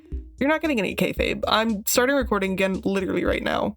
Except I'm not. I owe a massive apology to anybody I've hurt or anybody I make uncomfortable with my actions. I want to make it really, really clear that I fully understand my actions and how they are wrong. Look, I really wish I could tell you why it is I managed to miss recording any of days 66 through 69, but I really don't. I did a test recording to check my audio and then just nothing actually for the recording itself. I guess I just missed hitting the button. So I suppose I'm going to redo some of what I did and recap what I can't. The first thing I did was to do some basic maintenance. I produced a ton of cakes so we could leave the breeding to happen at base while we were away. We made more fishing bait, grabbed ammunition and balls, and took a note of things we still needed to build. I also made sure to sell off a lot of materials we wouldn't need for crafting, and decided I would like to make this summoning altar as well because we should be able to start fighting some of the raid bosses. We finished our mission with the PAL researcher in town, meaning we've officially registered 100 PALs, completing our Fill the PAL Deck's personal goal. I'll keep working on filling the PAL Deck as we go, but for right now that's going to be a bit of a side goal rather than something we focus hard on. We moved our research down to the breeding base, so it's not taking up the space in our main camp anymore either.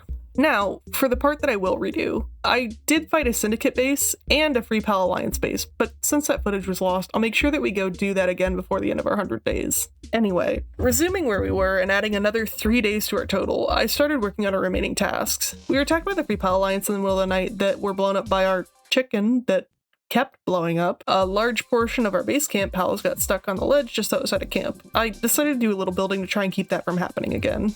To start day 70, I made some renovations to the camp and unlocked the refined metal axe and pickaxe, as well as the PAL surgery table, the onion farm, the large feed bag, and high quality cloth. I gathered the supplies to build an improved furnace at our mining base and set it up to start making refined ingots while we were doing other things.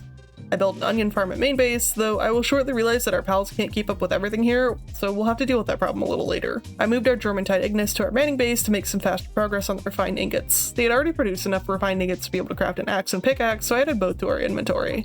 I finish up the base reno for now, set Smug on fire for old time's sake, and then set out on Beacon. Oh, that's another thing we lost. I made a saddle for Beacon, and he's going to be our main mount. However, since she's still a pretty good battle pal, our Vanworm is coming with us as a backup. I built a spot for the pals in our breeding base that would help with the research, and then hatched 14 Morace until we got our goal.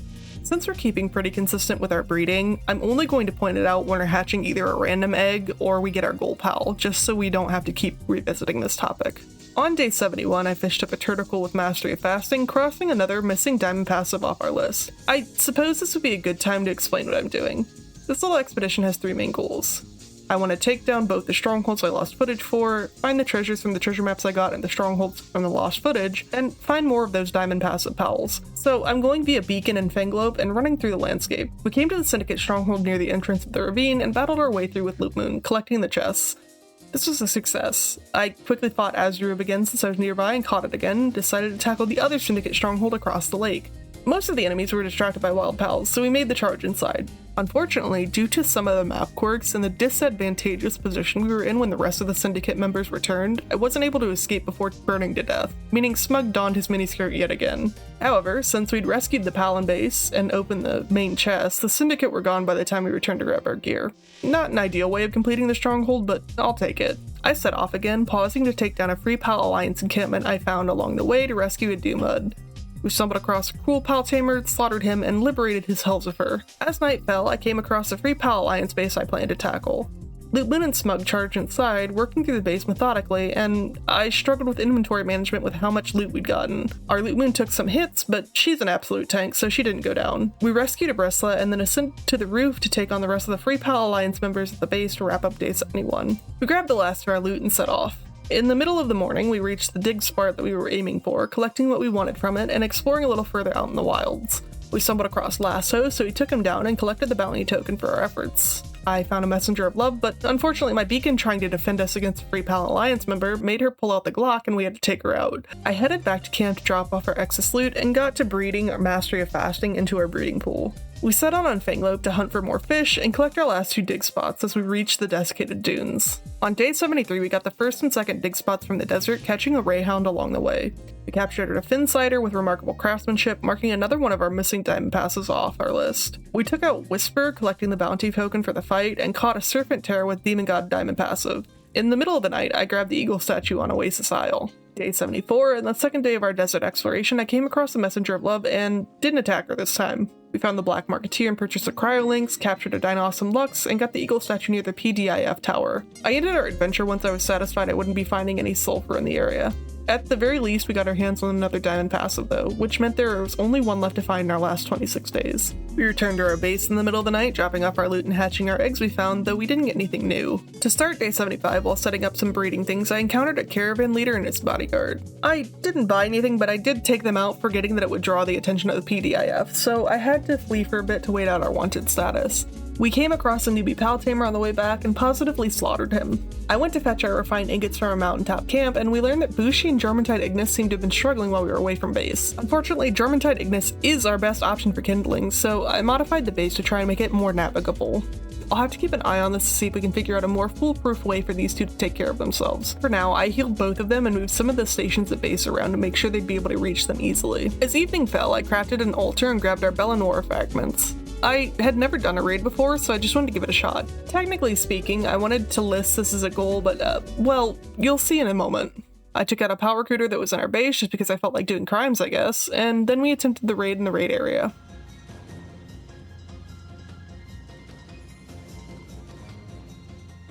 To clarify, I wasn't super sure how raid bosses went, and I quickly realized that we would not be able to complete this fight right now.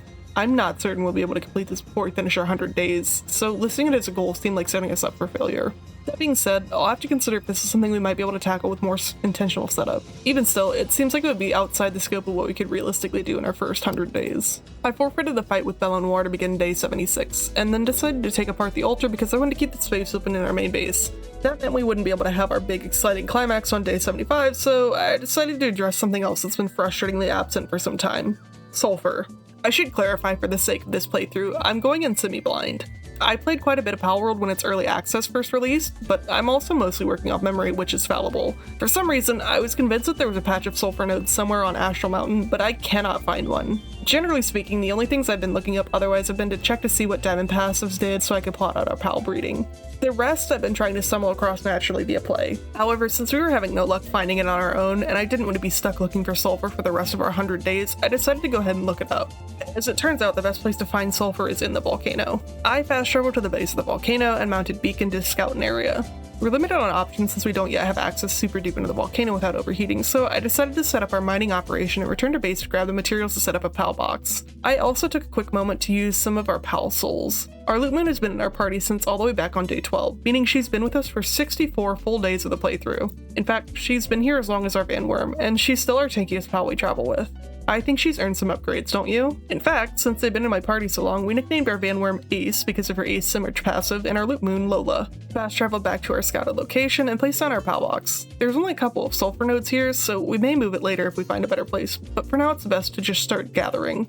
I finished setting up the base and decided it was a great opportunity to actually move our farming away from our main base so we can ensure that the cakes being produced aren't being consumed by our pals. I grabbed our farm and began the slow process of dragging them to the new base. It was interrupted by a Reptro, so I decided to go ahead and capture it since it could help us out in the base. I plopped down the farms, a Petalia, a Gloopy, and a Reptro, and a new storage box.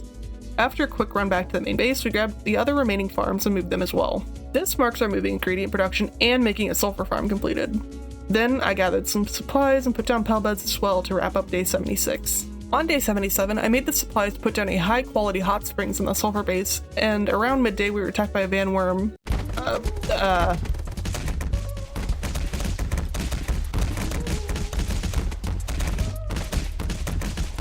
We're a little sparse on goals left to do, so I decided to dive into getting more diamond passes while trying to come up with our next steps. To remind you, in case you've forgotten, the last trait we're looking for is Eternal Engine. We should be able to find it by fishing. I actually had to go and double check to make sure that it wasn't a specific requirement, like, for example, the legendary diamond passive, because I haven't seen it at all. We caught a Jelliet with Vampiric and a Pangolin with Mastery of Fasting. Then we grabbed the Eagle statue on Castaway Beach, chatted with the Castaway, and it made me realize something. I still had a lot of missions I hadn't completed yet. That would be a good thing to get on and see if we can complete some of those before our 100 days is up. We came across another Syndicate stronghold, so I took Lola and tackled the Syndicate members inside. We rescued a Floppy this time. We finished up at the Syndicate stronghold on day 78 and caught a lucky Katiba as we left. Then we went back to hunting down some more diamond passive fishing spots. I decided it was for the best to fast travel to Fisherman's Point because this is the area that is most dense with fishing spots.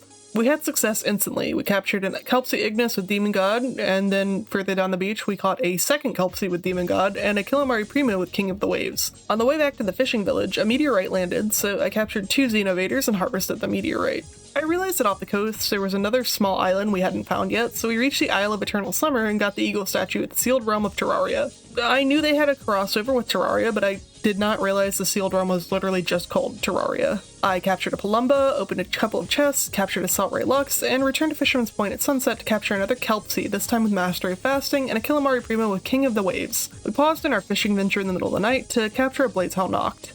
We were still patrolling the coast at the base of the volcano on the 79th. We found a drowned Depresso. That's fucked up. It's funny, but it's fucked up. We weren't having any luck getting these passives, so I decided to shift focus again, considering we've been out here for 3 days and really weren't doing anything. I stopped by camp to do our camp chores, but nothing really has changed there either. While I was here, I spent another second contemplating where we were and realized that we hadn't made a saddle for a water-based pal yet. We have an Azure robe, but we were already at the level we could craft a Jormuntide saddle, so we should probably just go ahead and get one. However, we've never caught one. I can't get the saddle if we've never caught one, so that's the next goal we're adding. So then we went to the Pal Sanctuary. I realized this is an abrupt change of pace, to be honest. I was considering if I wanted to capture another Azure robe, but I decided against it since we were so close to getting a Jormuntide saddle. But we captured a Valet while we were here. And then because I have hella unmedicated ADHD, I spotted an iceberg on the horizon and flew that way, landing on the Frostbitten Isle. I grabbed the Eagle statue, found a random kinship peach, and spotted another landmass in the distance. I decided to fly Beacon over to check it out. Foreshadowing is a narrative device. Along the way, we caught a level 50 Finsider Ignis. I didn't even spot that at the time, but shortly after, as Smug pushed forward into the withered seaside, I spotted a Faebreak Berserker and saw that he was level 58. We are extremely low level for this area, but we should be fine if we proceed with caution. I really just want to check for an Eagle statue and leave so we can come back later should we decide to continue past 100 days. I grabbed a huge dragon egg quickly and then flew a bit further, spotting Polaris Aqua and deciding to push deeper into the island. And then we got the warning. Yeah, apparently this island is an anti-air zone. I didn't want to jump down onto land because without being on beacon, my chances of surviving an encounter with a wild pal was drastically lower. I decided to turn Smug around and fly back out over the water, hoping we'd be able to get out of the fly zone, but first thing on day 80, we got our asses promptly shot out of the sky. For fuck's sake. We spent a horrifically long time getting back to where we died to get our supplies on the back of Ace because Beacon was knocked unconscious, and flying back to the base of the volcano because we didn't have a means for fast traveling. Since our beacon would be out of service for a little bit, we still needed to get around. I grabbed our Ragnarok and made a saddle. And it only took almost all of day 80 to undo our fuck up. Would you look at that? I hatched that giant egg we grabbed, hatching a Sylvegus. I don't know much about Fabreg since it came out after I last played, but isn't this guy one of the ones you can fight in the overworld? I feel like this is a pretty lucky egg hatch considering how quickly I got my shit handed to me. Anyway, I'm tossing him in as our 5th party member because I want to see if he's worth keeping around long term. I wanted to give Jormuntide a shot to see if we were able to take it down enough to capture it, but in order to do that, we needed to let Beacon finish healing. So I spent the rest of the evening fishing and caught a Jelliet with Vampiric and a second Jelliet with Mastery of Fasting. We grabbed the treasure map spot from atop the hill and headed back to the base to collect Beacon and set off to where Jormuntide spawns. Look at this massive Bunjo-Cremus. It's not important, but it's neat. To start day 82, I caught a lucky ruby. Hopefully this was a good sign. We arrived at the arena and swapped over to Beacon to begin our fight. However, there was an Alpha Ragnarok in the area too. This was unlucky. Maybe we could still get the Jormuntide captured before the Ragnarok noticed us. Unfortunately, as I was seeking higher ground to get away from the midst of the fight, the Ragnarok did notice us. Despite being a lower level, this Ragnarok is a much bigger threat to us, and this Ragnarok is also a threat to the Jormuntide. Unfortunately, it was taken out in the crossfire without us being able to capture it. That's really sucky because we won't be able to capture one for a while now while we're waiting on it to respawn and for Beacon to revive. To make matters worse, we were killed rather unfairly by the Ragnarok, leaving Smug in his little miniskirt. Again, thankfully our Ragnarok was still doing well, so I got on his back to go get our supplies, only to jump to Smug's death because I forgot we didn't have a parachute. Again. My bad. So, we tried again, this time actually retrieving our things. Since there are 2 Jormuntide spawns on the map, I figured it was worth a shot to see if the other one was still spawning, and I flew in that direction. We grabbed the Castaway Journal day 15 on the way, and headed back to base to gather our supplies to wait for Beacon to revive. I realized it would help to make better spears, but, well, frankly, I'd been neglecting actually building the spear assembly lines, so while we waited I worked on some upgrades to the base to fill the time. I built the first tier of spear assembly line, and then decided it was probably a good idea to just go ahead and upgrade it again if we could. I also went ahead and upgraded Lola's work speed. I realize there are better pals with handiness, but she's proving to be a pretty good all-rounder to have on hand, and actually upgrading her has significantly improved the crafting at base, so for right now I'll keep improving her since it's looking like she's going to stick around a while longer. She now has plus 30% to her work speed, which makes her probably the best crafter we have. I grabbed our healed up Beacon and went to check the other Jormuntide spot. Unfortunately, there was no Jormuntide there, so it looks like we'll be waiting to make our next attempt to capture it. I had to exit the menu to quickly step away, and when I came back, Smug was inside the cliff. Thankfully, we managed to escape, but this has been a strange day. While trying to get on Beacon, I accidentally alerted a Syndicate stronghold and died a second time trying to escape. A new dawn, a new day, and the same fucking miniskirt. You know the drill, fly over, collect our shit, leave, do what we're supposed to be doing instead of wasting time recollecting our items and dying. I also grabbed the eagle statue at the Investigator's Fork as well, just to make our lives easier when we came back for Jormuntide.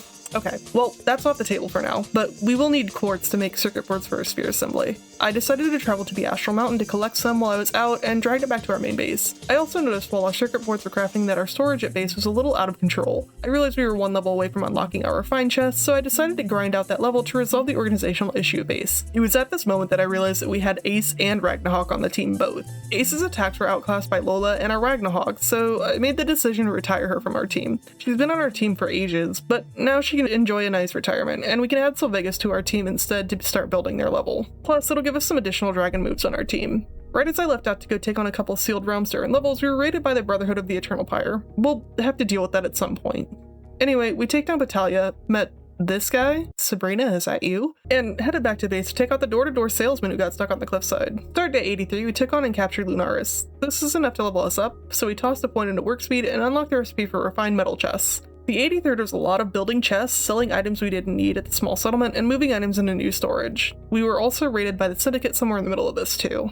Early morning of the 84th, we built our Sphere Assembly Line Tier 2, ticking that off our list. I made some hyper and ultra spheres to help us when we tackled Germantide next, and I realized we were coming up with being able to craft the guild chest. I really want that. It'll make it significantly easier to move items between bases without having to worry about fast traveling back and forth. I had spent some time away from the game IRL, so I traveled to the Investigator's Fork to make another attempt at catching Germantide, and on arriving, we rescued a Malcrest from the Syndicate and gathered a meteor that had fallen. Then I actually descended to attempt the fight. Beacon knocked its health down low, and I managed to capture it. A serpent was also attacking us, so I just grabbed it too. Excellent, now we can make a saddle for it. You may notice that Lola is occasionally in the party and occasionally left at main base. She's one of our best handiwork pals at the moment, so just assume she's going to be back and forth as needed. I also put Ace out at base too, just so we can see her around since she won't be on our team anymore. To make the saddle we wanted, we would need leather. I grabbed Lola and headed out to start collecting it. We attempted the Mammarist fight again as well, and this time I actually captured the Mammarist. We took out another newbie pal tamer and then stopped off at the small settlement where I bought a small truckload of leather to try and tide us over.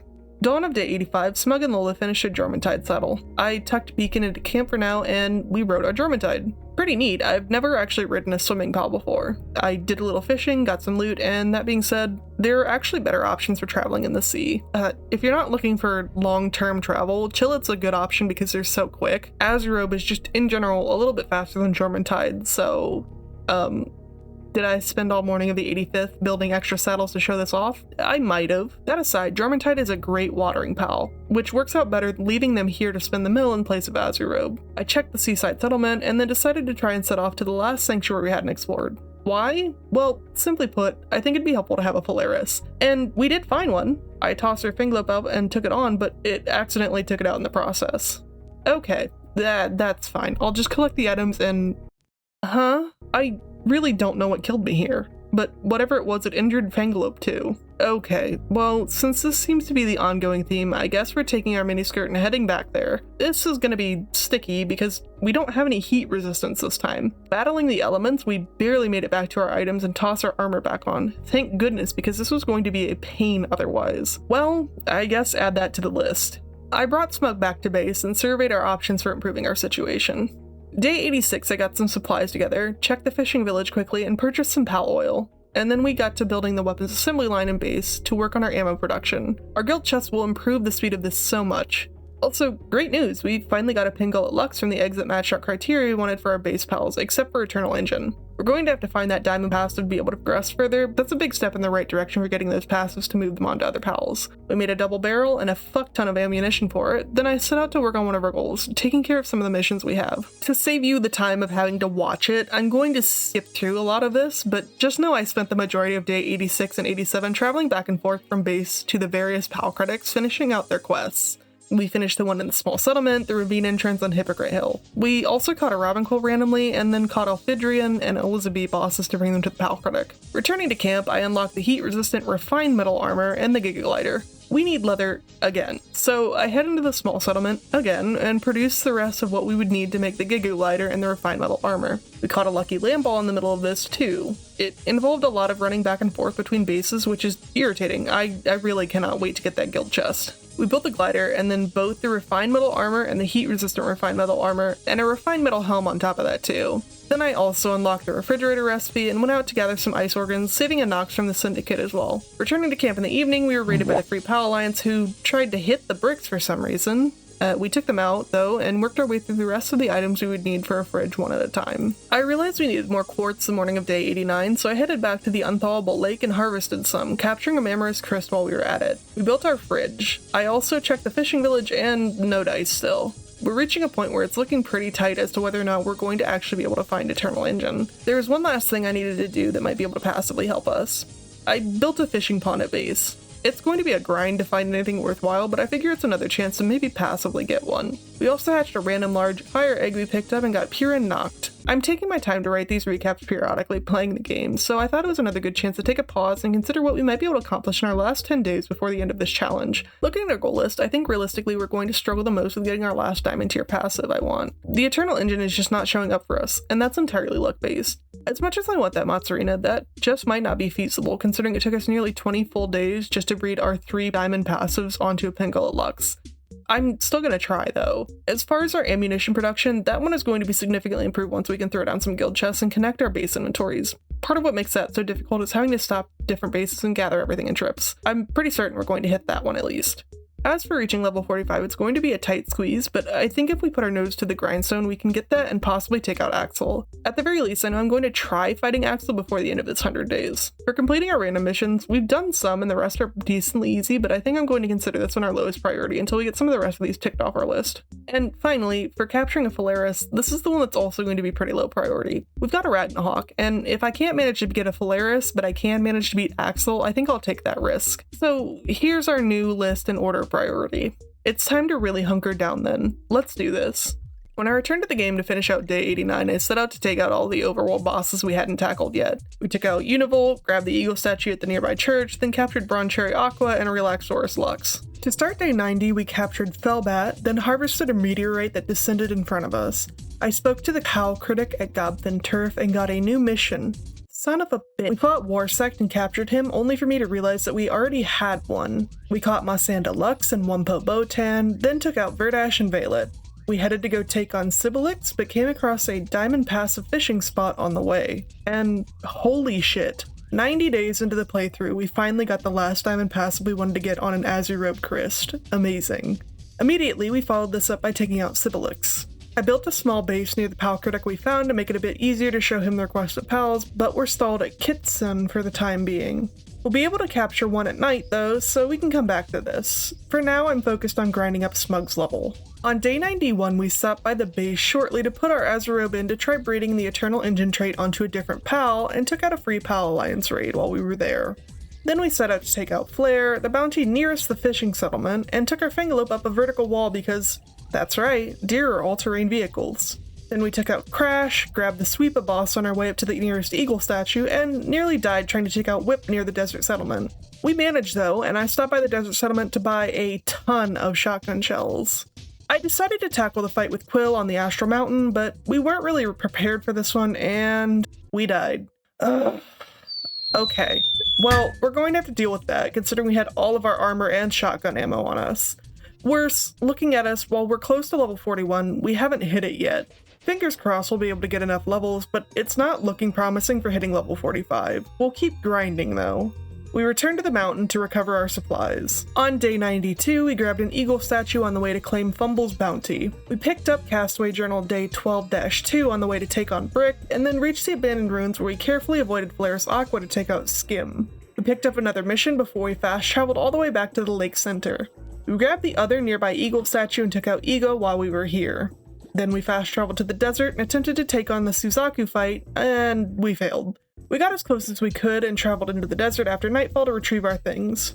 We took on the Phantom since we were in the area. The morning of the 93rd, we fought and captured Menace Sting. We were getting pretty full in our inventories, so we stopped by camp to drop off our loot and check how things were going. As I hatched the eggs from our pals, I realized we had incidentally created Van Worms. I'll admit, this isn't the Van Worm we were hoping for, but it does feel like a full circle moment. We tossed our Van Worm in with our Pangullet Lux to see that even if we can't breed the perfect Mozzarina, if we can breed all 4 of our desired traits together. In the middle of the day, we headed to the Twillet Dunes and attempted to fight Anubis. I didn't have any balls to capture it, but given that they're 7 levels above us, they should be enough to knock us up to level 41 at the very least. It was a long fight, and in the end, Smug and Lola pulled it off, earning us our hard-won level up. I dropped the point to HP and unlocked the guild chest, the alpha wave generator, the electric kitchen, cold-resistant refined metal armor, an automatic rifle, and rifle ammunition. With our goal in sight, I rushed back to an eagle statue to return to base. As soon as we got to base, I plopped down the guild chest to be built. Then I traveled to our research and breeding base and popped one down there as well. I'll ideally have them at all bases eventually, but that's going to take time. We got them down at least and crossed another goal off our list. The morning of day 94, I moved the supplies we would want to have easily accessible into our new guild chest. These take ancient parts to build, but hopefully we'll be getting more of those in our grinding for levels, so for right now we'll just put them as we go towards getting these set up. I really need to hunker down in preparation for the Axel fight. I crafted a Ring of Mercy and set on our next biggest undertaking, which is grinding our level up to level 45. In order to do this, since we're all caught up on the boss and bounty fights we can do, we've got one other option. See, each pal has a counter. Catch 12 of them and get a bonus. Plus, these bonuses reward some serious XP. So, we're going to be grinding out some levels by capturing a bunch of pals who are still outstanding and grabbing our levels that way.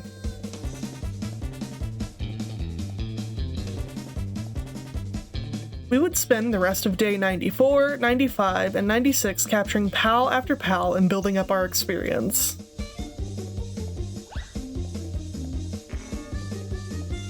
And then finally, on day 97, with only 3 days left in our challenge, we hit level 45. We unlocked the electric heater, the second level of the production assembly line, the electric cooler, pump action shotguns, hyper shields, electric medicine workbench, the German-tied Ignis saddle, an advanced fishing rod, and the composite desk. Though we haven't gotten our guild chests fully set up at every base, we have enough that we're in sight of having ammo production automated. How does 331 gunpowder sound? We'd finally finished the mission at our fishing pond. We didn't get anything super interesting, but I figured it was worth showing since we've never done it before. I began day 98 by creating some hyperspheres in preparations for a run to try and catch a certain bird. While we were lingering around camp, we were attacked by the Free Pal Alliance. You see I'm busy. I've got a packed schedule for these last 3 days. After gathering our supplies, Smug and I make the trek out to Pal Sanctuary 3 to search for a Phalaris. We still need to be careful in this area. Though Smug has been grinding up his level, his pals are still lagging behind a bit at level 41. We circle the Pal Sanctuary searching for a Phalaris, but unfortunately for us, the Phalaris we're searching for just isn't appearing. We nearly get killed by an Instagram knock, but manage to stick it out. It would be disastrous to lose our items out here a second time and have to come back, especially this close to the end of the challenge. And a Blossomet nearly takes out our Fingerlobe. Not good. It's a tough decision, but I decide it's best to cut our losses for the moment, seeing as we'd exhausted our hyperspheres trying to snag the Blossomet. I ride Ragnarok back to the nearest eagle statue in the desert and make a quick trip to grab our treasure from our treasure map instead. With all of our supplies ready, I grabbed the supplies to build the last 2 guild chests and emoted my way over to the PAL box. We spent the rest of the night building the chest at our mountain base. Dawn of day 99, I built our last guild chest in our volcano base, and that's all we'll need to automate ammo production. Now we can get those resources at our main base anytime we need, set it and forget it. I spent a bit of time upgrading our pals with all the supplies we gathered over the last 100 days. I also made a decision. At this point, our strongest pal in our team is Lola. She's by far the pal with the best stats. To give ourselves the best chance against Axel, we would need to give her as much as we could to get her doing the bulk of our damage.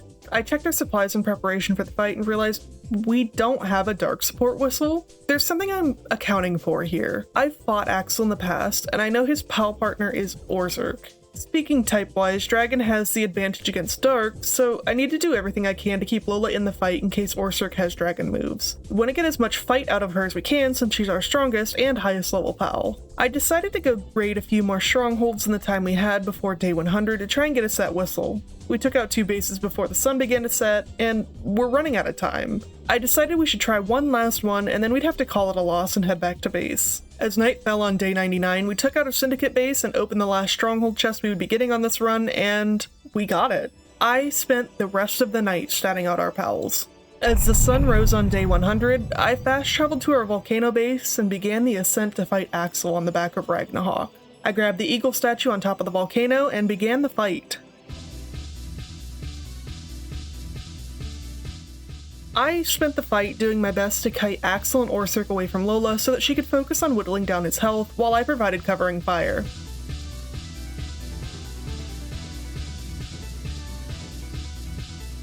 And after a long fight, Lola chumped him. It's not even noon. I claimed the eagle statue at the top of the tower and took a moment to reflect on the landscape around us. Honestly, we'd far exceeded my expectations since I expected the actual fight to give us more trouble. Well, the day isn't over. I head back to base to top up on ammunition and decided to figure out how to spend the rest of our last day. And I decided we should finish with a bang. We finally found our Phalaris.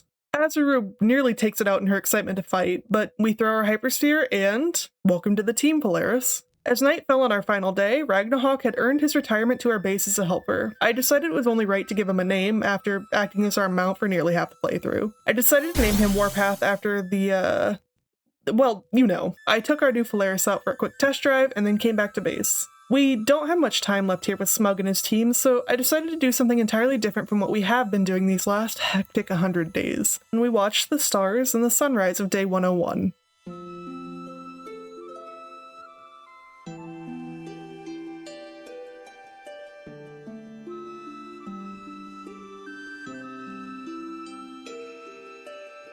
So, that's 100 days of Palworld.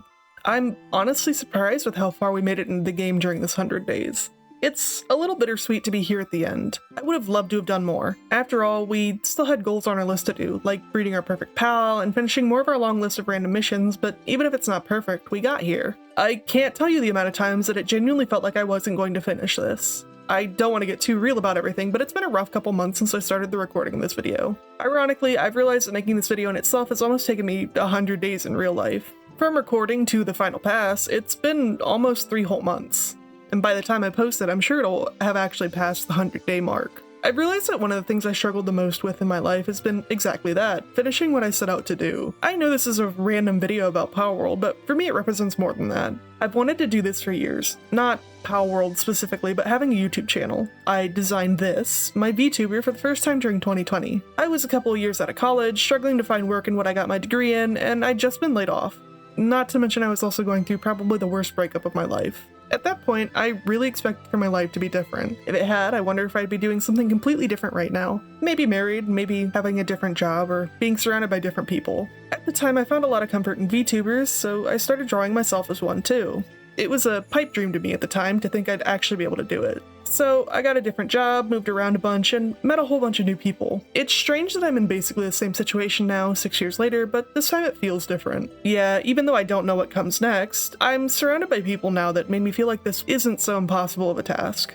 Yeah, I might be here again, and I don't know what comes next, but this time I'm doing it, and I'm doing all the stuff that felt impossible before. And much like this playthrough, I've realized that even if it's not perfect, I did get here. And I'm looking forward to tomorrow, because even though our 100 days are up, the journey doesn't stop here.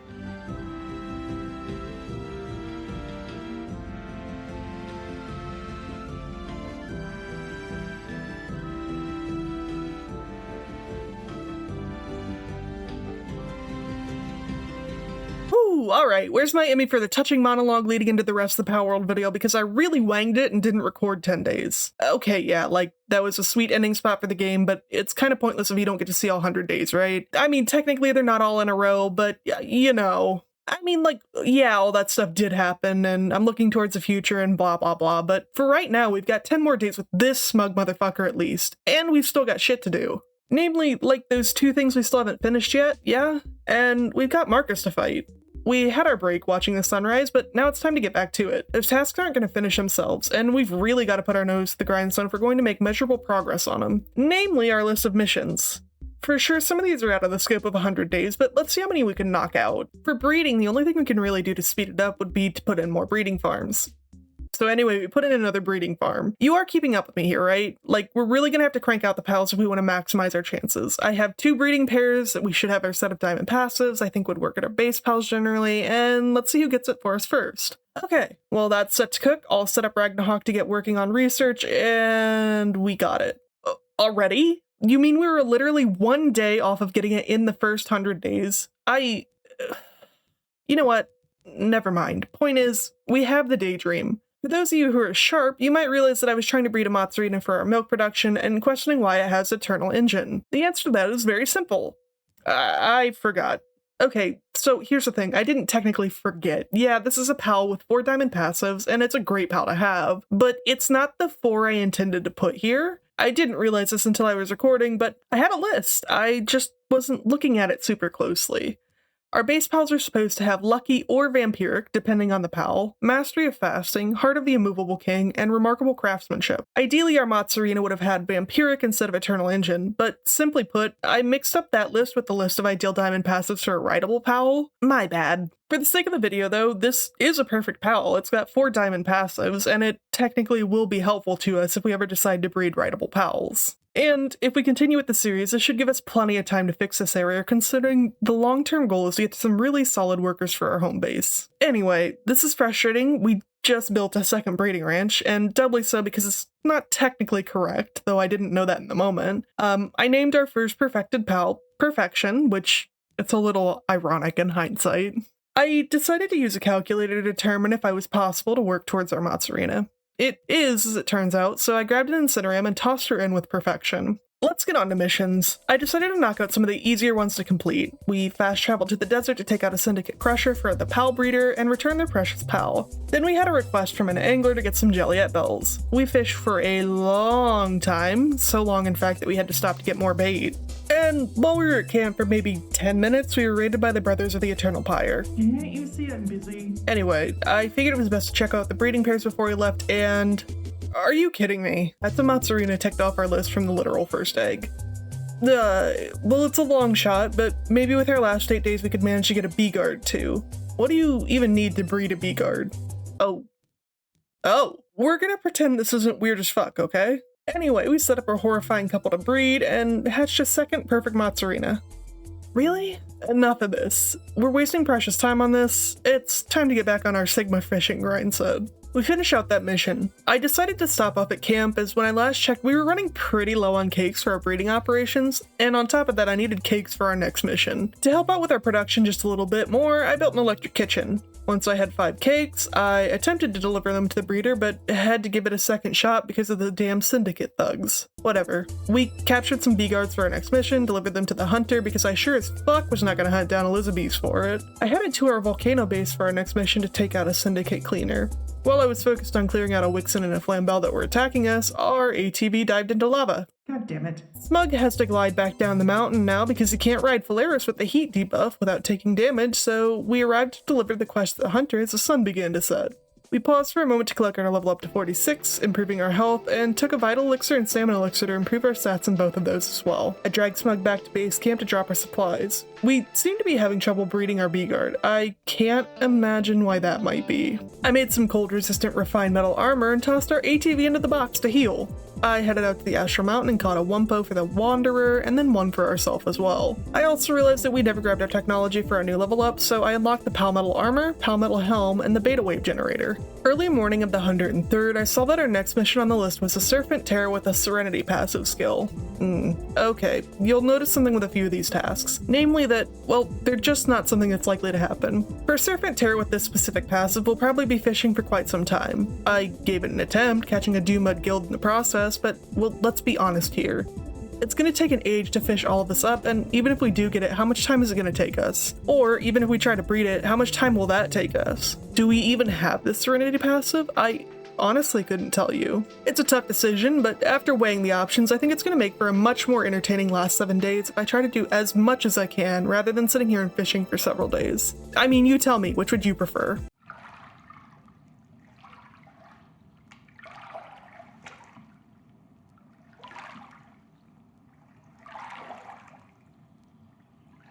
Anyway, I headed back to base to get started on the next of our tasks, a whole bunch of venom glands and high quality cloth.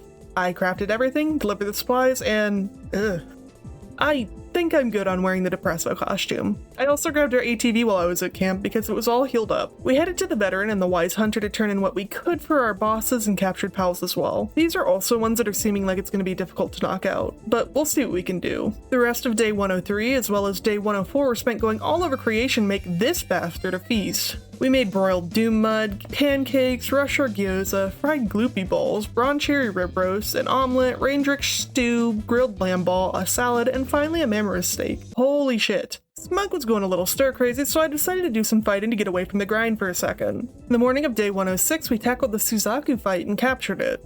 Then the Dinosaur Lux, where Lola pretty much soloed the beast before I captured it too. Our inventory was super full again, so that meant back to camp for the time being. Still no luck with our B-guards, so the mission grind continues. We need to capture pals, so you know what that means. That's right, we're back to filling up the pal deck. We finish out rush ores and then start on collecting fuddlers. Really, we kinda need everything from the dunes, so we catch all kinds of shit. On day 106, we also tackle the Anubis fight again. This time, we capture Anubis. This is great because Anubis has amazing handiness. Once we finish up catching the fuddlers, we grab the eagle statue on the cold shore, spot another pal critic, and promptly ignore that shit to go catch more pals. Floppy is next on our list, but again, we sort of need everything, so we just start catching anything that finds its way on our warpath. With that, we hit a little over 800 pals captured. We turn it in and holy shit. Yeah, we need to start preparing to tackle Marcus. I did hatch some of the random eggs we found while we were traveling and managed to get a frost plume. I've never seen one of these before. I also realized that we were starting to run low on room in our box, so I finally utilized the power condenser we made ages ago and took care of our storage issues. Just as the sun was beginning to set, we hatched another egg and... Okay, well it seems like that's our B-guard done. That just leaves us with completing our missions and, well, yeah, that's going to be a tall task, but we'll try. To begin day 107, we grabbed our bait after setting things up at camp to prep for the Marcus battle. Then we set off to the fishing settlement to capture our next pal on the list, the Killamari Primo. Mal won't be easy to capture, so we swapped to Fitzroi Lux after that. A surprise attack from Palumba nearly takes us out and does some hefty damage to our backup ATV. It's probably best to pull back for the time being, as another attack will set us back badly. Instead, I'm going to focus on the chores at camp, and I think I'm going to try and make a third-tier production line. It might be a little tight, but it'll open us up to producing better supplies. I grabbed some more quartz from the Asher Mountain and make a ton of circuit boards. Day 108 saw production line number 2 being completed. Next, I want to get the supplies for an electric furnace. If I can swing this, we'll be more than set for Marcus. We also crafted a better assault rifle, as we've got a schematic for one at some point. Then we made a hyper shield while we were at it. With the supplies for an electric furnace in hand, we traveled to our mountain base and plopped it down. We needed some electric organs for our power station, so while the furnace was being built, I hunted down some sparkets. We got them built pretty quickly with some help from Anubis and started making palmetal ingots. Returning to main camp, we collected fish from our pond and leveled up. We enhanced stamina, then fast traveled again to our mountain camp just to collect those palmetal ingots just a bit faster. We finally had enough and crafted our palmetal armor. We also made a palmetal helm just as the evening sun was setting. Then we made both the new feed bags that we unlocked to finally fill out all of our food slots in our inventory. I realized I hadn't unlocked the technology for my level up and... oh, damn it. Okay, we unlocked the heat-resistant palmetal armor. Fuck.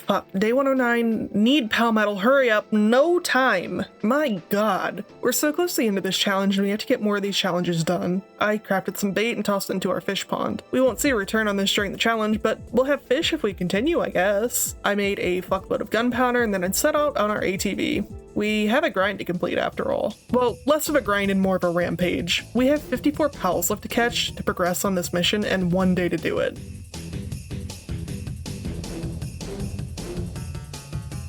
And finally, 900 pals captured. We fast traveled to the fishing settlement and turned it in, only to discover that we were short another 100 on this mission. We're officially unable to complete our missions. We've just run out of time. We returned to our camp again for our final crunch as the sun set. It was time to level up our pals as much as we could with the supplies we gathered in the last 10 days and to prep. Though, while we were waiting on things to craft, we grabbed our last treasure map for the playthrough. And so, here it is. The actual last day. At the crack of dawn, I had Smug gather all of our precious materials to sell and oh, holy shit. Yeah, okay, good deal. I guess we're retiring after this. For shits and giggles, I checked the pal merchant and... of fucking course he had a loop moon. Do you hate me? I grabbed our supplies from base and then we set off to go fight Marcus. This is it, our final showdown, and I'm going to show this sexy grandpa over here what we're made of.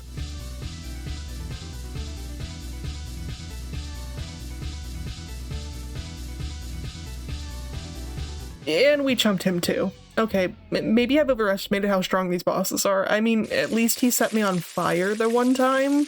Well, shit, what are we supposed to do with the rest of day 110? This is supposed to be the big culmination, and it's not even noon yet. I didn't learn shit from the Axel fight. We couldn't finish our missions with only a few hours left, but there are a few loose threads we can still tie up. Let's rapid fire a few, shall we? Lazamet, captured. King Pocket Chris, dead. Lily knocked, dead. Whisk, dead. That guy that killed me that one time, also dead. These random low-level bounties I haven't done before, dead as hell. That's everything R level or lower on the explored map ticked off. Hopefully that'll suffice. And so that's it.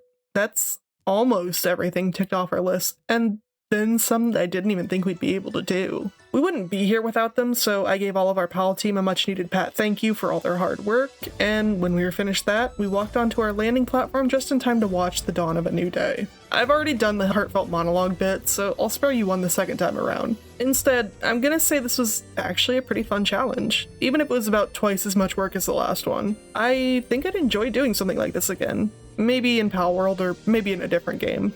I suppose if you enjoyed it, let me know.